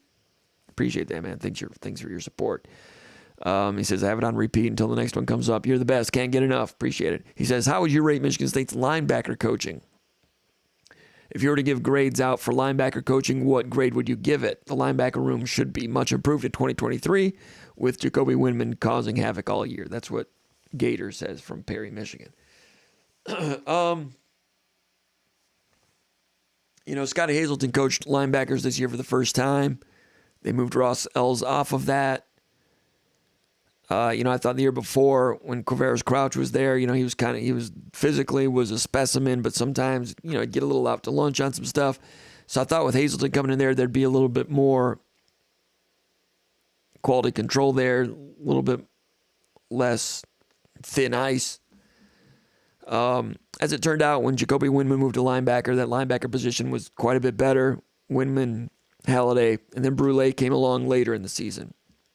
Linebackers did a good job in the upset against Illinois, did a good job against Wisconsin, against a good running attack. Did a good job hanging in there against a very, very good Michigan offense. Michigan State fans might not want to concede that Michigan has a very good offense, but they do, and they put a hole in a lot of people. And they didn't quite put a hole in Michigan State as much as they tried. Credit to Michigan State on that. Respect to Michigan for their ground attack. So I thought linebacker improved. Van Sumeren, bless his heart, did what he could. Tried. Lost his linebacker job. I thought it was kind of strange that they began the season with Windman at defensive end because they needed help at defensive end. But they became weaker at linebacker when they did that. Van Sumeren was very good on opening night against, who was it? Akron or Western Michigan, whoever it was. Very good on the perimeter, but not so good between the tackles. And we talked about that every week, and then finally he lost his job. All respect to Van Sumeren, wish him the best. He got the most that he could out of his ability. And he had good straight line speed, strong guy. I'm not going to criticize him any more than that, but the fact that he was starting and the between the tackles quality control was not good. So is that coaching? Could they have should that have been solved in spring or August? I'm wondering that myself. But when Windman moved to linebacker, they were solid. Windman and Halliday should be pretty good. With Brule in there a little bit, competing for a starting job, possibly. So that's a good question. Linebacker coaching. And this year they can't afford to have that kind of slippage in September. Question 8, 007 from Chicago. From the south side of Chicago, he says.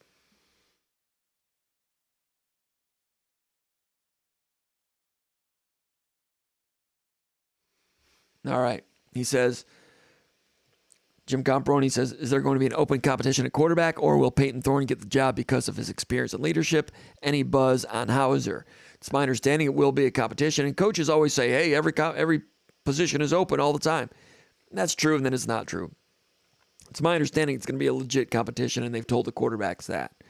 So, I mean, you saw what happened at Michigan last year. Had a competition, a championship quarterback lost his job. So, it's going to be a competition. Any buzz on Hauser?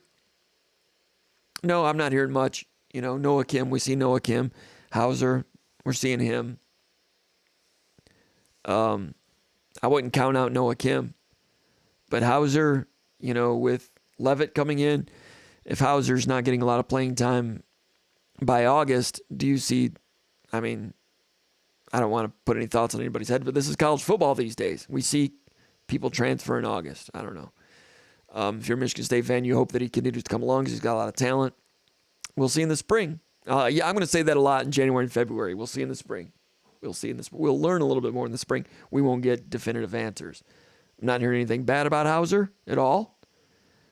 I really like his high school film, and he played at a high level against high-level competition, more so than anybody on the roster. So credit to him for that. And he's only been here for 12 months, so this spring maybe more traction from him. Let's go over here to the comments and reactions. Let me get over here and make sure. All right, let's go through these questions. We went through the starting five, started to the other day, or a while ago. MJ, hello, President Comp from Hong Kong. MJ, great to have you coming in from Hong Kong. Robert Jackson from Colorado Springs, and Gordon Tanona is here also. So we got Old Tuck in the middle. We got Zach K running the point. MJ, he's our 2. Robert Jackson, stretch 4 from Colorado Springs. I can tell just by looking at Robert Jackson, he's going to put his elbow in your esophagus and just make it a nightmare for you. And he's going to go out to 3-point land and bust threes in your face as a stretch 4. Tanona, you're the wing guard. Tanona, you need to do better. You've been missing a lot of shots lately. You need to ramp it up. Fashenko, first man off the bench from Austin, Texas. John Elke from Clarkston. Old Tuck. I rim run like Eric Meek. It's the first time Old Tuck has mentioned somebody, and I don't know who he's talking about. I don't know who Eric Meek is. MJ, football first. Sorry, MJ. That's the way we did it. JC1829 checking in from Washington, D.C. What's up? Let's go Sparty. Zach Colmolden says, been a minute since I've tuned in. Can you please tell me if I'm crazy in loving every player of the team? Fans get crazy over one game, but it seems like this is a real solid unit. Definitely fun to watch. Yeah, you are crazy. Miss one or two more shots. Wisconsin makes one or two more, and you're complaining. Not you personally, but it's how great a victory is coming off the Wisconsin game. We'll see what happens with Illinois. And like I said, a lot of people will be watching this after the Illinois game. I'll keep my comments short on that one. But Illinois, if Michigan State beats Illinois, that'll be a big one. Because Illinois against Wisconsin, Hawkins, stretch four, just bombing threes. He was like 5 out of 7 from three-point range. Shannon's a great athlete, 6'6", transfer from Texas Tech. I'll be interested to see if they put Hogard on Shannon, because that's a great thing about Hogard. At 6'4", he can guard a point guard. He can guard a quick three. In that regard, defensively, A.J. Hogard reminds me a little bit of Sergio McClain. Remember Sergio McClain back when Michigan State was, the Flintstone era of 2000, 2001? Sergio McClain was a big-time recruit from Illinois, went to Illinois. And big, strong guy.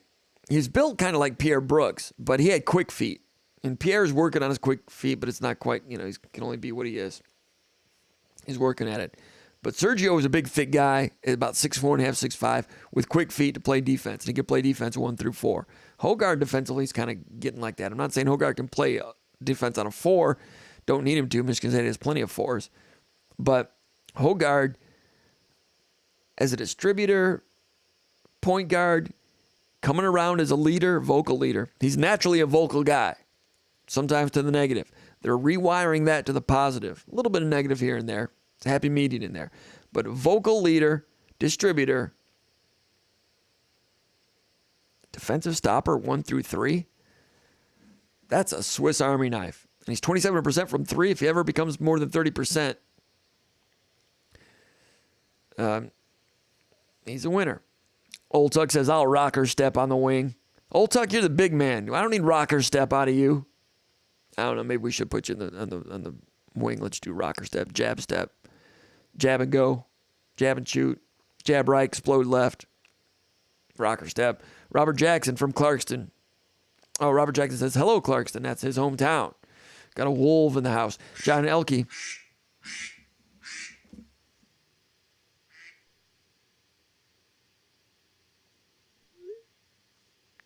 Got to text somebody.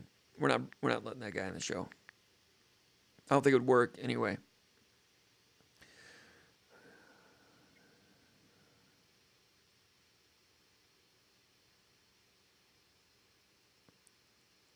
Got an interesting tip on the Harbaugh thing.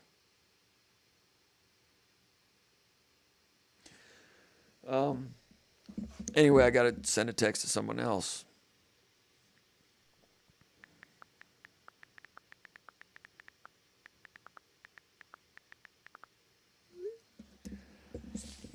How can I say this?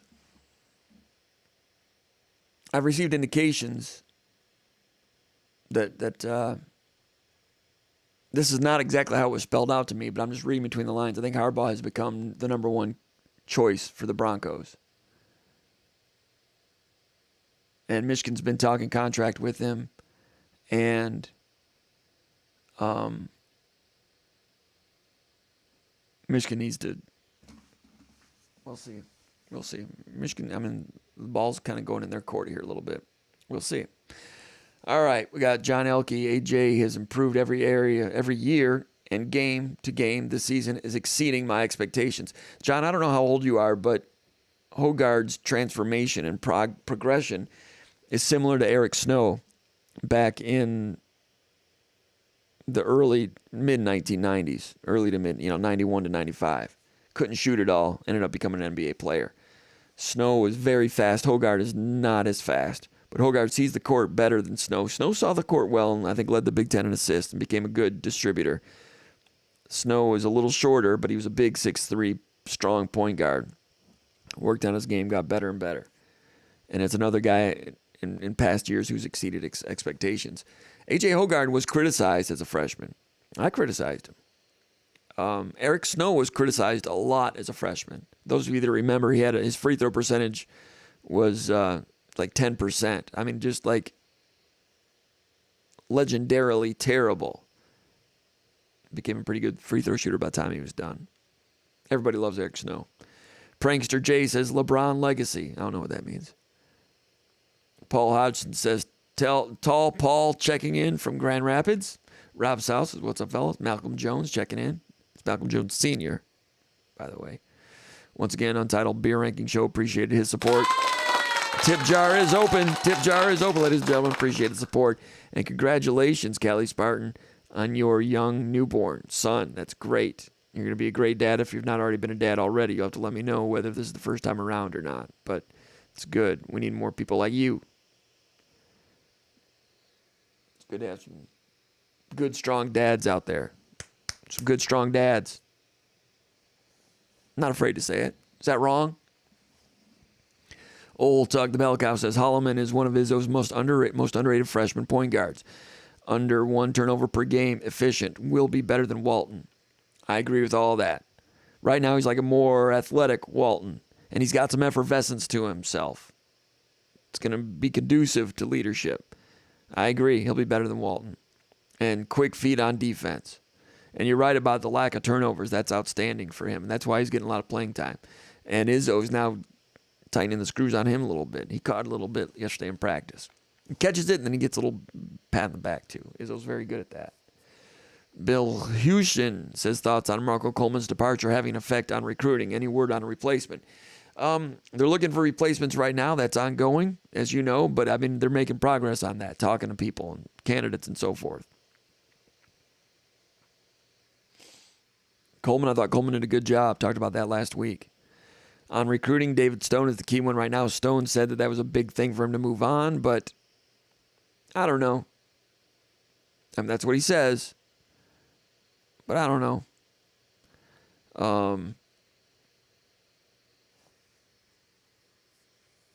NIL leveraging. Untitled Beer Ranking Show. That's his son. Appreciate that, man. Appreciate that you've become a good father, and thanks for sharing that with us. Brian Schultz says, will Michigan State get more offensive line, defensive line talent in this recruiting cycle? Yes, Michigan State's looking for another offensive lineman, and they got one slated to visit here pretty soon. Defensive line, I don't think so. Defensive line, they are done. But the offensive lineman, Chimdi Ono, 4-star offensive lineman from Dundalk, Maryland. Michigan State offered on December 24th. He visited Rutgers back in December. He was committed to Old Dominion, and then all of a sudden these other offers came in, so he decommitted and pushed it to January so they can sign in February. He's got an official visit to Penn State this weekend, and then Michigan State the weekend after that, and then Ole Miss. So that's an offensive lineman from Maryland, a late bloomer Michigan State's in on. George Page, the former guitar player and keyboard player for Surrender Dorothy, one of the top 25 East Lansing bands in East Lansing music history. That is George Page. George, I sent a bat signal out for you. You got back to me, and I've not gotten back to you yet. I'll get back to you on that shortly. Hey, Comp, he says, so this is your 30-year anniversary of the Spartan Mag. Congrats. Huge commitment. Keep it rolling. George Page has been doing his math. Because I was just thinking about that yesterday. Because 1993 was my first year at Spartan Mag. And this is my 30th year at Spartan Mag. So, yeah, I mean, 93, checked in the fall. Some of the first interviews were with guys like Jim Miller, quarterback at the time. Ike Reese, some of those guys. Eric Snow. Sean Respert. Some good times. And scary how fast 30 years can go by. And I don't want to think about what the math is 30 years from now and what this will be the midpoint toward. Lord have mercy. It's been fun, though. And I do remind myself when I go to games, man, it's great to be doing this. When I go to cover practice at Breslin yesterday, man, it's good to be doing this. It's great to have people that are subscribers that enjoy the content we produce that enables that for myself and people that work with us at Spartan Mag to make a living doing this. It's great. It's a great time to be doing it. And it's great to be the people we cover, man. Izzo. You know Izzo, good dude. Go there, cover practice, talk about stuff, ask him about football. When he's done talking, he's just a guy. A lot of Michigan State fans over the course of time, you've probably had a chance to rub elbows with him once in a while. He's just a guy. That's great. I mean, been here for 30 years. He's been for, 28 or whatever. I was here when Judd was wrapping it up, when Izzo was an assistant. And that's a blessing on my career that I've covered Izzo, not only the success he's had, but the person he is. Yeah, I mean, he's basically a coworker because I see him 2 or 3 times a week, right? What if that guy had been Bob Knight? That would have sucked. You know? People that covered Bo Ryan at Wisconsin. It's my understanding that sucked. Izzo, it's been good. And thanks to the fans for being subscribers and making it possible. In the meantime, give us a like here. Appreciate it. Malcolm Jones says, my son Malcolm Jones will be a starter at safety for Michigan State this year. That's a prediction? Strong. Michigan State's got some good young safeties in the program. Jaden Mangum, Malik Spencer, Malcolm Jones. They got some other ones coming in, in the recruiting class, but they're a little bit thin there at safety. They thought they had the Pearson kid, then he ended up at Texas Tech. He's going to Texas. I forget. He ended up at Oklahoma, right? He's trying to transfer in from Texas Tech. Michigan State could still look for another safety in the portal because they are thin there at the safety position. Brian Schultz says, I expect Jim Harbaugh to stay at Michigan one more season with McCarthy, Corum, Edwards. Then he will leave after next season. Strong prediction there. Appreciate the prediction. Harbaugh is so hard to read because I've said it over and over that usually when a coach leaves, they leave in the dead of the night like Brian Kelly. Boom, he's gone to LSU. Before you know what's going on, it's over. Lincoln Riley, before you know it, it's gone, it's over. With Harbaugh, there was a lot of smoke when he was at San Francisco that he was leaving, and in fact, he did leave. Last year, there was a lot of smoke that he was thinking about Minnesota Vikings, interviewed, didn't get the job offer. If he'd gotten it, would he have left? Maybe, I don't know. This year, a lot of smoke, which made me think, okay, wait. When there's this much smoke, I'll believe it when I see it. I do think that he's been interested in getting a huge contract. Is Ward Manuel going to do it? Are other people behind the scenes at Michigan in favor of it? Based on what I'm hearing right now, that's what needs to happen in Michigan. They need to come strong and need to do it quick. An hour ago, I would have bet on him coming back just because I could just see him, getting everybody worried, and then all of a sudden, boom, becoming the highest paid coach in the Big Ten, the second highest paid coach in the country behind Saban, because Saban's contract makes him the highest paid coach automatically, and have the highest paid staff in the Big Ten because he would negotiate that, and have all kinds of NIL mobilized and ready to fire the money cannons, and that all the Michigan fans would sigh of relief, celebrate, and go full steam ahead. That's what I thought was the most likely scenario 2 hours ago as we record this on Thursday night. Now,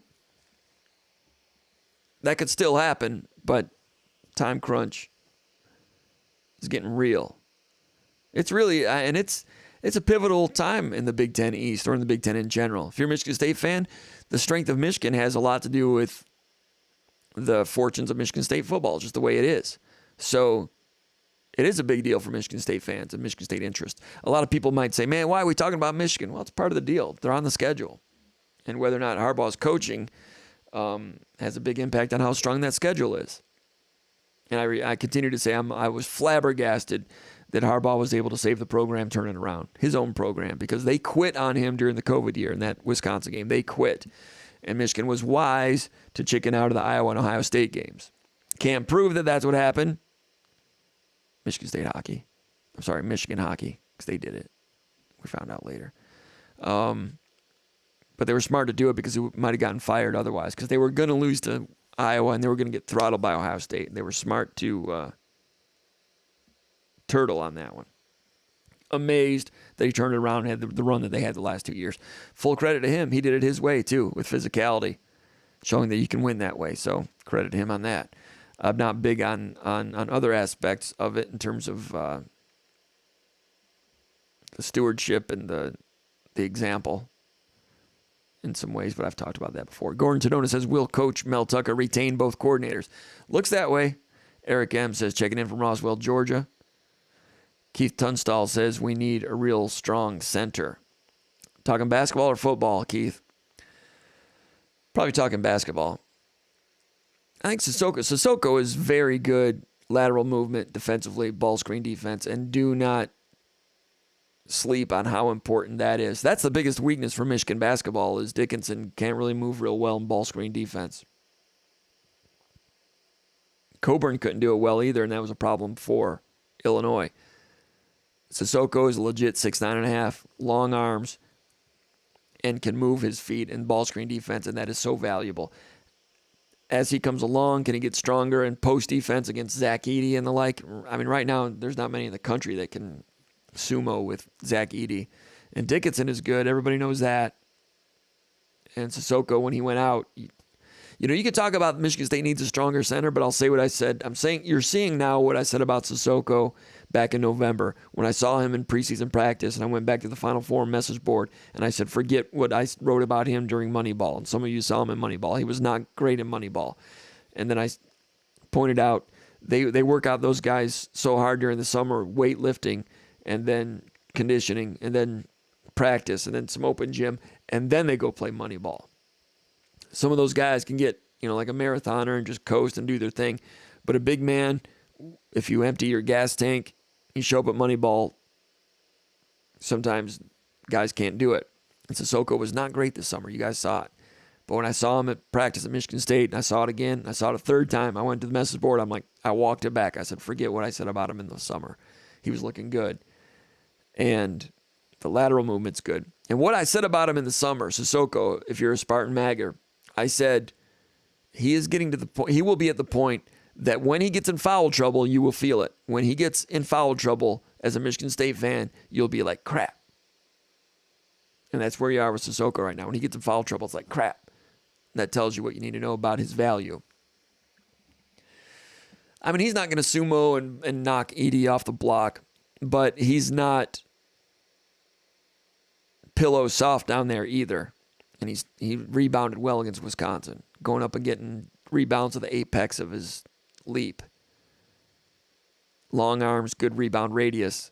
Starting to go out and get some range rebounds too, but the ball screen defense is first, and it's so important. And he's good at that. He's very good at that. Can he incorporate transition? You know, the screen roll finish against Michigan, that was a loose wheel. And, you know, he's still new to being a starter and a key cog every single week, every single game. This is still new to him.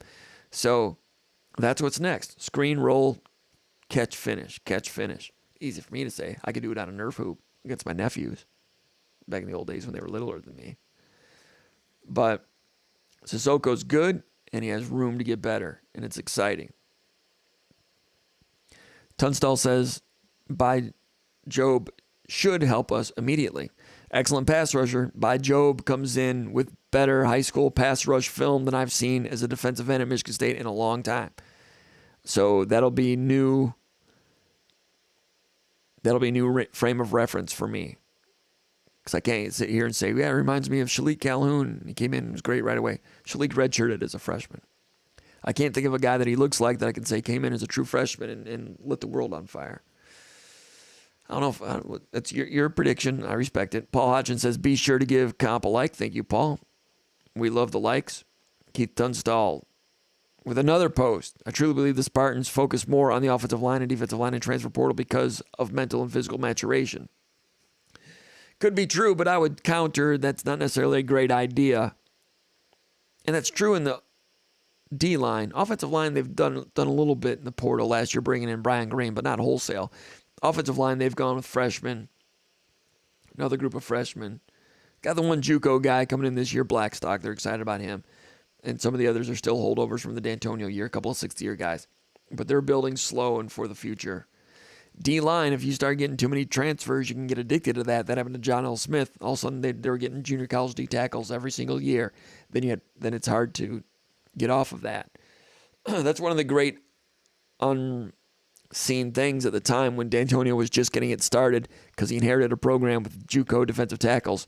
Like, immediately, they were able to get young defensive tackles to come in, big dudes, and did some things positively there. Hyper says, go Green, beat Illinois tomorrow. Sea-Dog says, we need some shake and bake from our running backs this upcoming season. Yeah, that's what Broussard was supposed to provide a little bit. Eli Collins had a little bit of that. Burger, you know what burger is. Mangum's got some of that for a big man.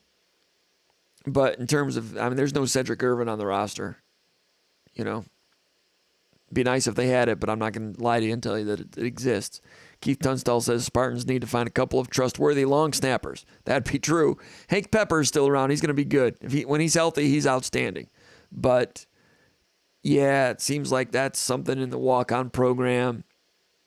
That was a shortcoming this year when you got into a second and third string long snap situation. And like Mel Tucker says, it doesn't matter till it matters.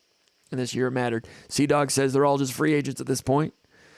Fleet says, commenting for the algo. I don't know what that means. $5 Tommy says, let's talk hoops. Ryan says, I'd like to, Ryan, but, we're doing this on Thursday.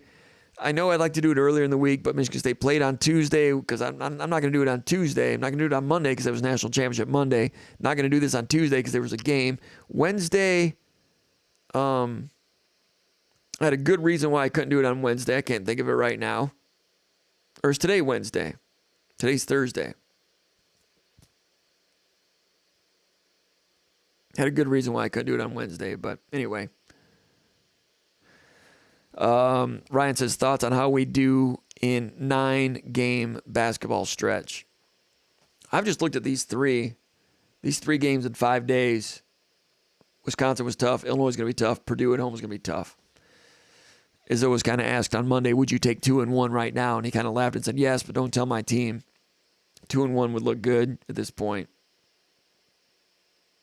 I don't know. Wins and losses. Michigan State's chasing a Big Ten title.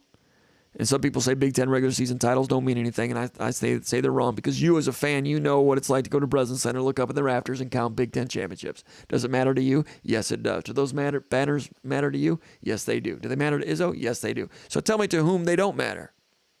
They matter. Okay, Ryan's being specific now. Purdue at home, Rutgers at home. I've not even looked this far ahead of the schedule. Indiana away, Iowa away, Purdue away, Rutgers away, Maryland home, Ohio State away. Teams and seasons can change so much. Ohio State lost to Rutgers tonight, right? So the last game in that stretch is at Ohio State. So what's that going to look like then? Rutgers at home. Rutgers has been looking really good. They fought off Northwestern last night. They've got some maturity, shot making. They got the big athletic dude in the middle terrorizing the rims. Purdue's good. Rutgers good, well coached. So Rutgers at Breslin after the Purdue game. I didn't realize that's what follows up the Purdue stint. I don't even know what day of the week that is for the Rutgers game.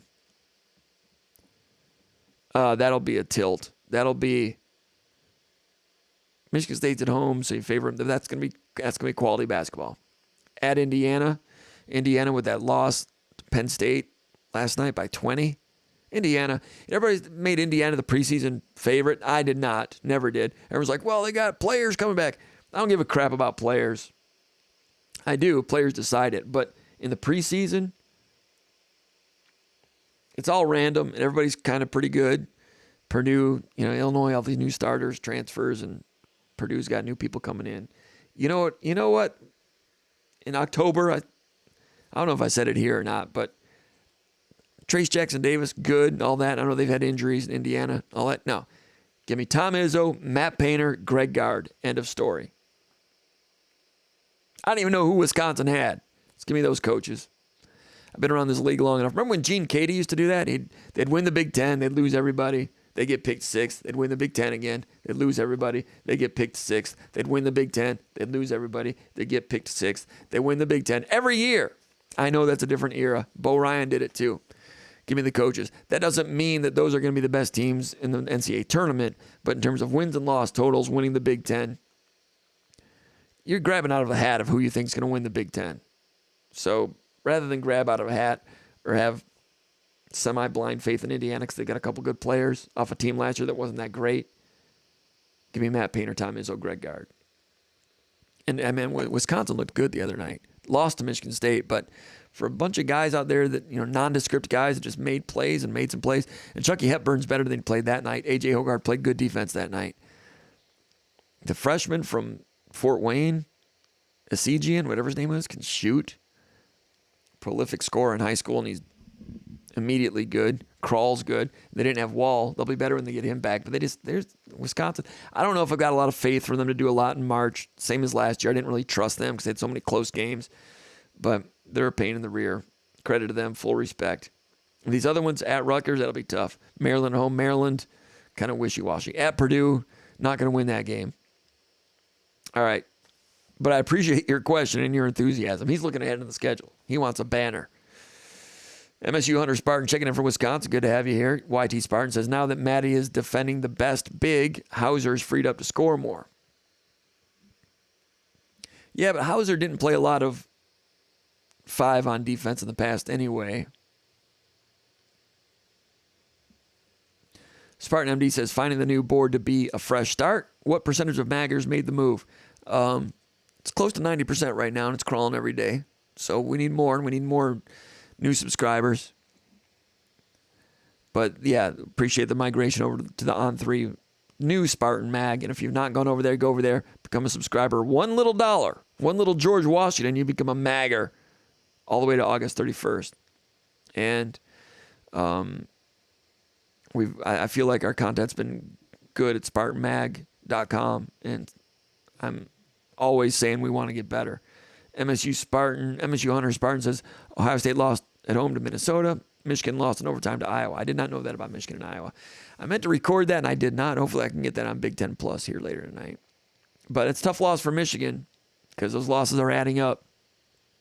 YT Spartan says, isn't Iowa weak? They've been weak, but then they had that one dude hit all those threes against somebody this weekend. I forget names. That little dude in the left corner. I can't think of his name. Iowa's hot and cold. They played at the level of competition. MSU's Hunter Spartan says they've been up and down. Some nice wins, but it started 0-3. Illinois started 0-3.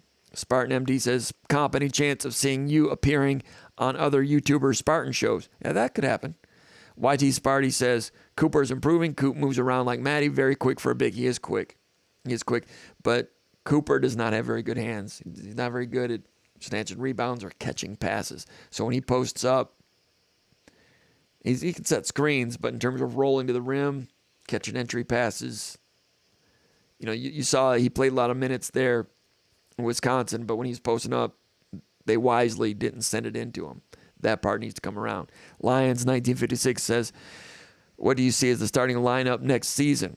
Well, I think you're going to have Goff at quarterback, and the rest of it, I liked what they did at you're talking about Michigan State. I thought you meant Lions. He says, I think Booker has to start. Booker has to start.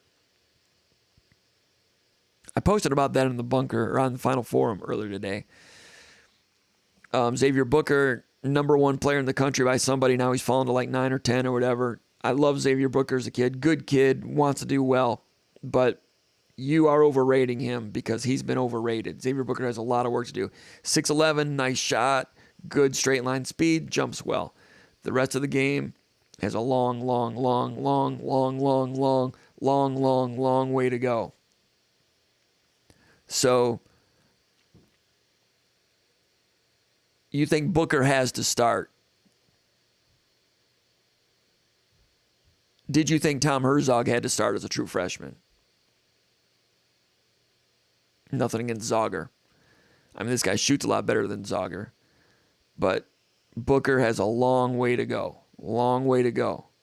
And he's going to come in, and you're going to see he's got a long way to go, and people are going to get mad at him because he's not as good as the ranking. And it's not his fault that people ranked him that high. He's got a nice shot. With his height and his athleticism and his shot, that's a lot of work. That's a lot of great tools to begin with. The rest of it needs a lot of work. I mentioned this on the Final Forum, and nothing against him. I'm just trying to give him some space and back everybody off and let him be a teenager and get to work on his game. Hopefully, for his sake, he comes in humble, which he's been so far, and realize that he's got work to do. If you're expecting him to come in and be like other top-ranked players, like Zion Williamson, it's not happening. Or like Paolo Banchero, it's not going to be like that. He's not nearly as strong as those guys. Shoots better than those guys, but those guys had all-around games and things like that. What's he like? Adrian Payne, I posted this earlier on the Final Forum. Adrian Payne was ranked number 20 in the country. Marcus Bingham was like number 61 in the country. Booker should be ranked somewhere in there. somewhere in the middle. You know how long it took for Adrian Payne to come along. And I'm telling you, Adrian Payne was farther along as a high school senior than Booker is. So, although Booker's ranked high, keep it real. That's what I'm trying to do. I'm trying to help you here. I'm not trying to be disparaging against Booker. I'm saying back off, give him time. He needs a lot. He's going to need a lot of work and a lot of time. Let's see. Chucky Houston says they better give quarterback Hauser a chance or he will leave. Could happen. That's the way quarterbacks are these days.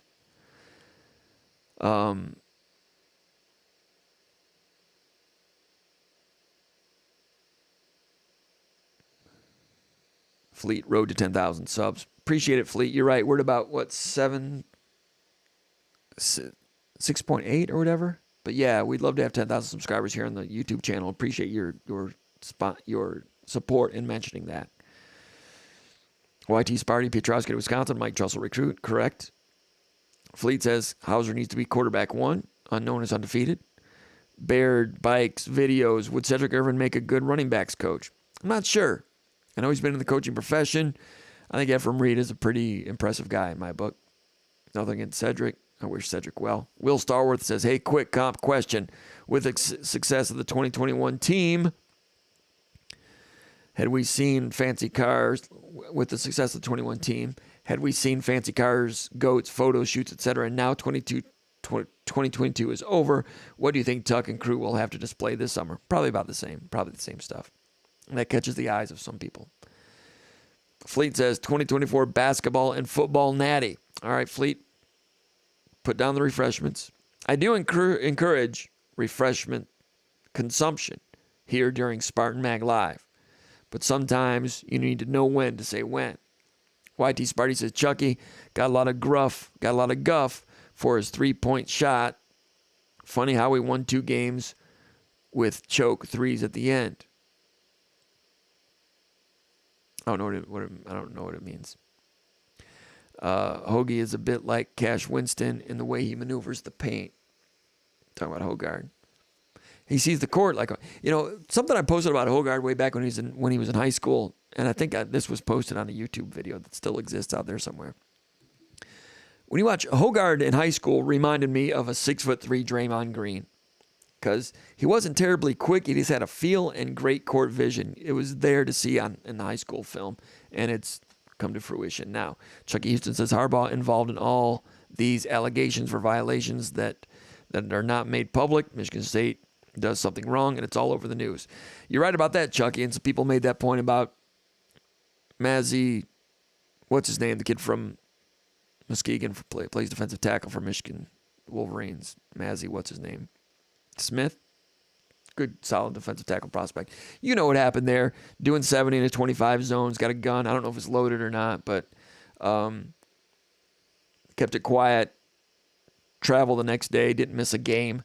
If that's Michigan State, if a captain, starter, star defensive lineman has a gun-related arrest, was it an arrest, and doesn't miss a game, I'm not the first person to say this, but you all know that would have been, it would have been piñata time. It would have been public crucifixion of Michigan State and all things Michigan State. Michigan State can't do that. They can, or if they do, it becomes what you've seen in the past. A gun charge. It happened to Muhsin Muhammad. Was pulled over, had a handgun in his glove box, registered. He was a hunter, a squirrel hunter with a handgun, apparently.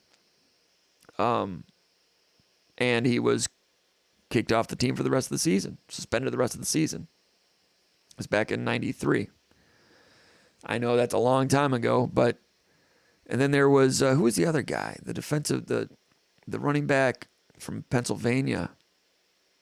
He brandished a weapon and was suspended, and everybody wanted him kicked off the team. It's different than what Mazzy did, but, and people freaked out about that stuff. Bouse Maine says, what's up, man? Can't wait for the Illinois game. Sometimes having a center like Coburn, Dickinson is more of a hassle than it's worth, despite their offensive prowess. That's an interesting point. Jeff Young says, great points about Moneyball comp. I would think that Akins sit out of Moneyball next summer so that he doesn't overwork his foot. That's a good point. It's a good point also, because that's a good one. It's a good thought. Bausman says, I think Job or DePape may be able to contribute in some fashion right away next fall. That front seven could be nasty, folks. He's optimistic. Baird Bikes video says, hello from Battle Creek.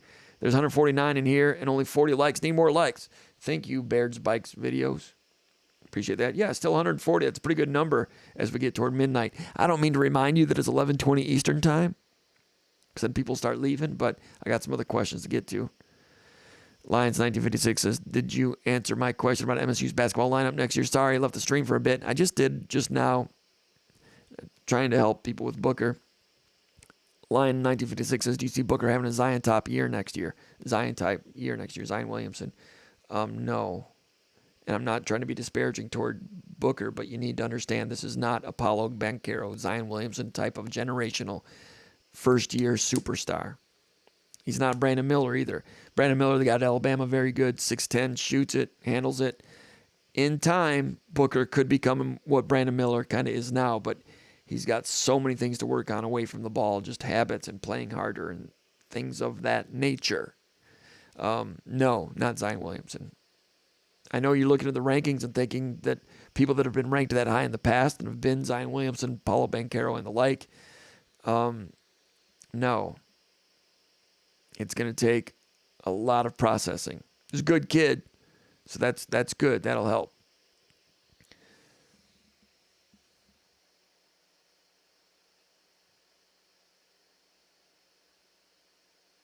Chucky, I don't know what that says. I'm not going to try to tackle that one.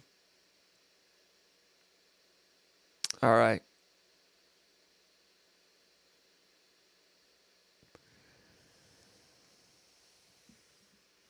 Who is Delton Williams, the running back who had the gun. Yeah, Delton Williams. Yeah. Lions 1956 says he thinks Booker will be better than Zion and Banchero. Years and years from now, maybe, but not as an 18-year-old. All right, let's get over here. I appreciate all those comments. Let's go over here to the mailbag and wrap it up tonight. What do we have here?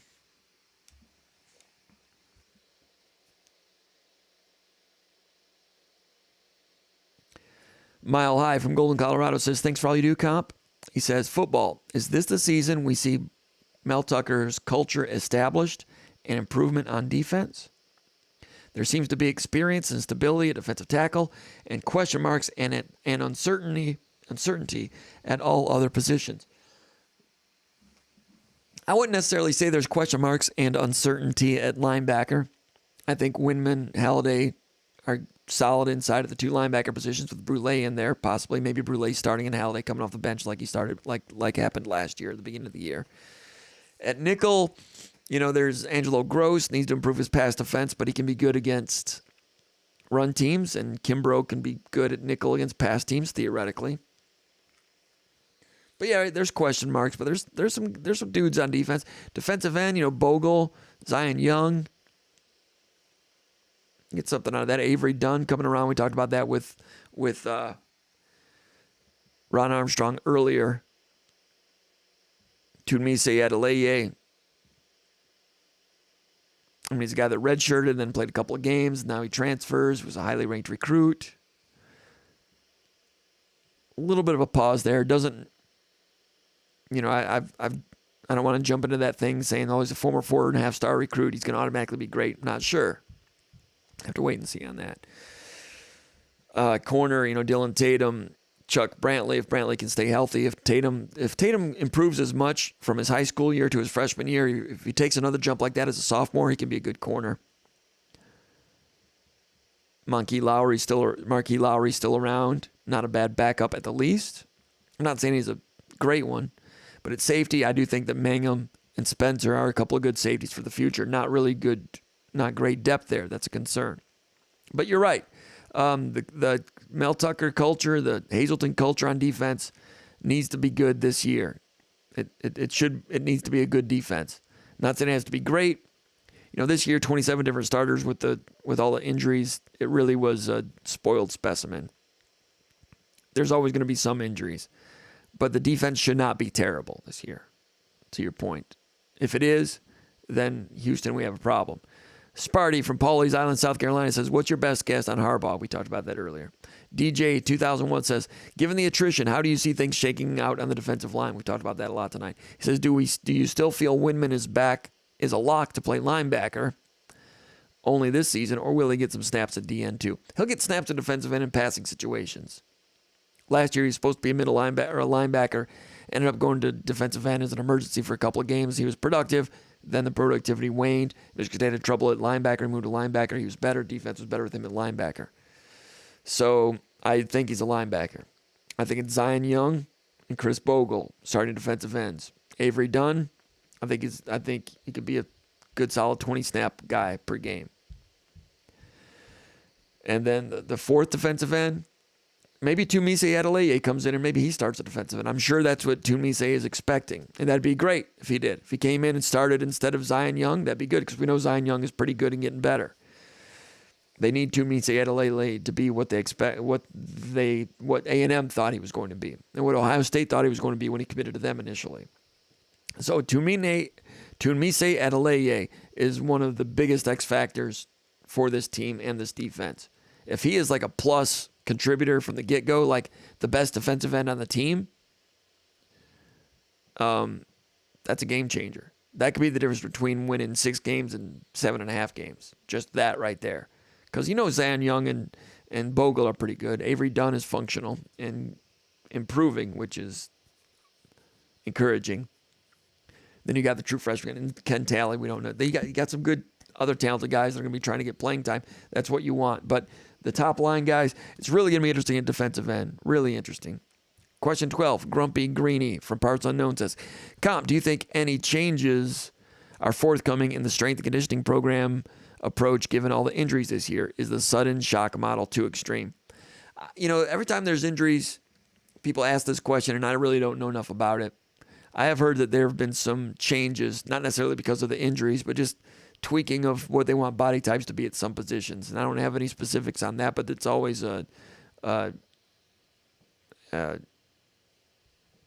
developing science. We got some basketball questions now. Desert Sparty from Ahwatukee.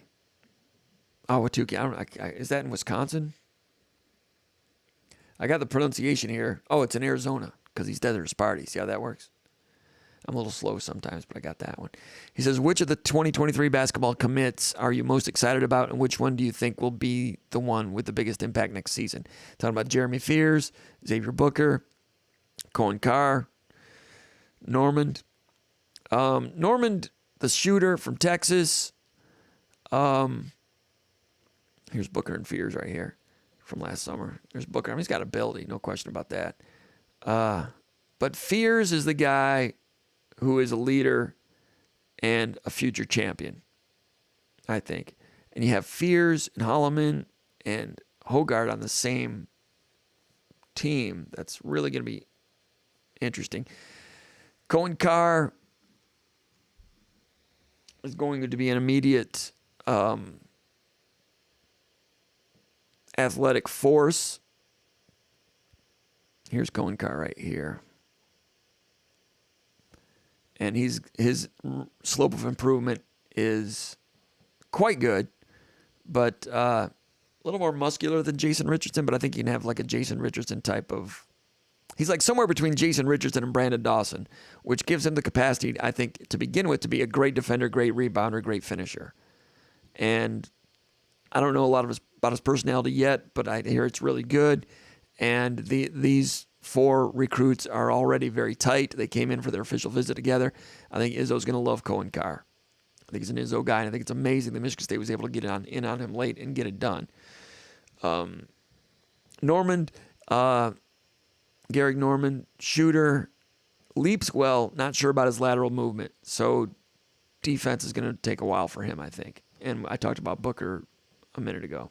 Henry from Grand Rapids says, Mr. Comp, what are your thoughts on this Hoops team for a run come March? Very open field, but I just can't quite seem to get a great feel for what this team is realistically capable of. I think they're realistically capable of getting to the second weekend. And then as Izzo says, if the players win that game, the first game in the round of 16, then Izzo and staff will win the second game and go to the Final Four.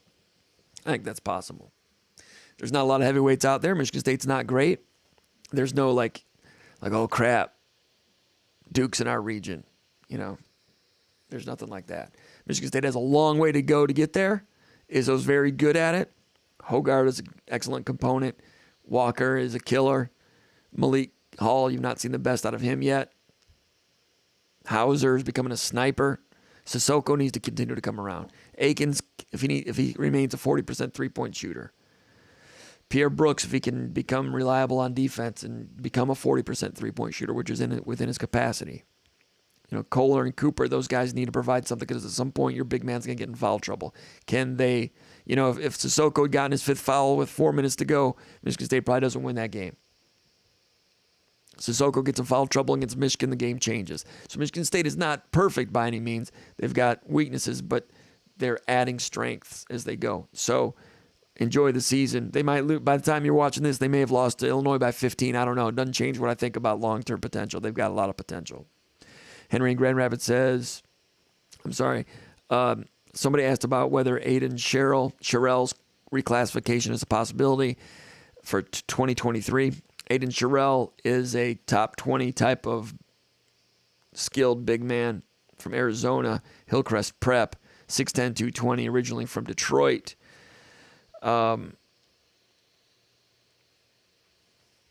He visited Michigan State for the weekend of the Wisconsin football game along with Kurt Tang and some other guys. Francis Chukwudabelu also visited. But Sherrell is ranked number 29 in the country in the On3 consensus. He visited the weekend of October 15th. Like I said, he's got official visits to Michigan State, Alabama, UNLV. Michigan State's right in there. There's some talk about a story today on On3 that he may look to reclassify, and the story said that all three schools involved, Michigan State, Alabama, UNLV, would take him now if he wanted to reclassify. So I don't have any inside information as to whether he's going to reclassify. I don't know. That's the first I'd heard about that, but Michigan State's right in the middle of it. Last question from Sparty. Excuse me. That was rude. Apologize. From Pawleys Island, South Carolina. He says, on the basketball side, do you think Malik Hall is back in the starting lineup? When do you think Malik Hall is back in the starting lineup? And does that mean Akins comes off the bench? Good question. Izzo was kind of asked about that a little bit. Was it after practice yesterday? He says he wants to get through the Illinois game and the Purdue game without shaking anything up. And then I think you'll see Malik Hall back in the starting lineup after the Purdue game. If by the time you're watching this, if Michigan State loses to Illinois, Izzo likes to change things up after a loss sometimes. Wouldn't shock me to see Hall start against Purdue. But after Purdue game, soon after that, if not already in the Purdue game, Malik Hall will be back in the starting lineup. And yes, I think it'll be Akins coming off the bench. And Akins will continue to get a lot of minutes, just as many minutes as he gets now. He'll be defense off the bench. He'll be shooting off the bench. He'll be transition off the bench. So Akins could actually become even more dynamic as the first guy off the bench. Pretty good sophomore. Talked about that in the VCast after the Nebraska game, thinking back to a sophomore in 1997-98 that came off the bench. The first year Izzo won a Big Ten title. Morris Peterson. Different type of player, but I think he could have a similar impact. Now, Peterson was not a good defensive player yet at that time, but he became one. All right, that's going to be it. Streetwise, saying hello from Shanghai. Is that true from Shanghai? If so, thanks for tuning in. If you're just tuning in now, you can go back and watch the rest of it and get it on demand that way. Anyway, we appreciate everybody checking in. Appreciate Callie Spartan. Congratulations to you. Thanks to Big Movie for joining us. Everybody talking football and basketball on an unseasonably warm 38-degree January night in East Lansing, Michigan. Enjoy the basketball weekend. We'll check back in next week. Go over to SpartanMag.com, become a magger. We'd love to see you over there. Thanks to everybody. Thanks for coming in, and we'll see you next time. Wait, read my super chat. Is there a super chat? Thought someone said there was a super chat. Lions56, I like your style, though. Be good. We'll see you next time. SpartanMag.com.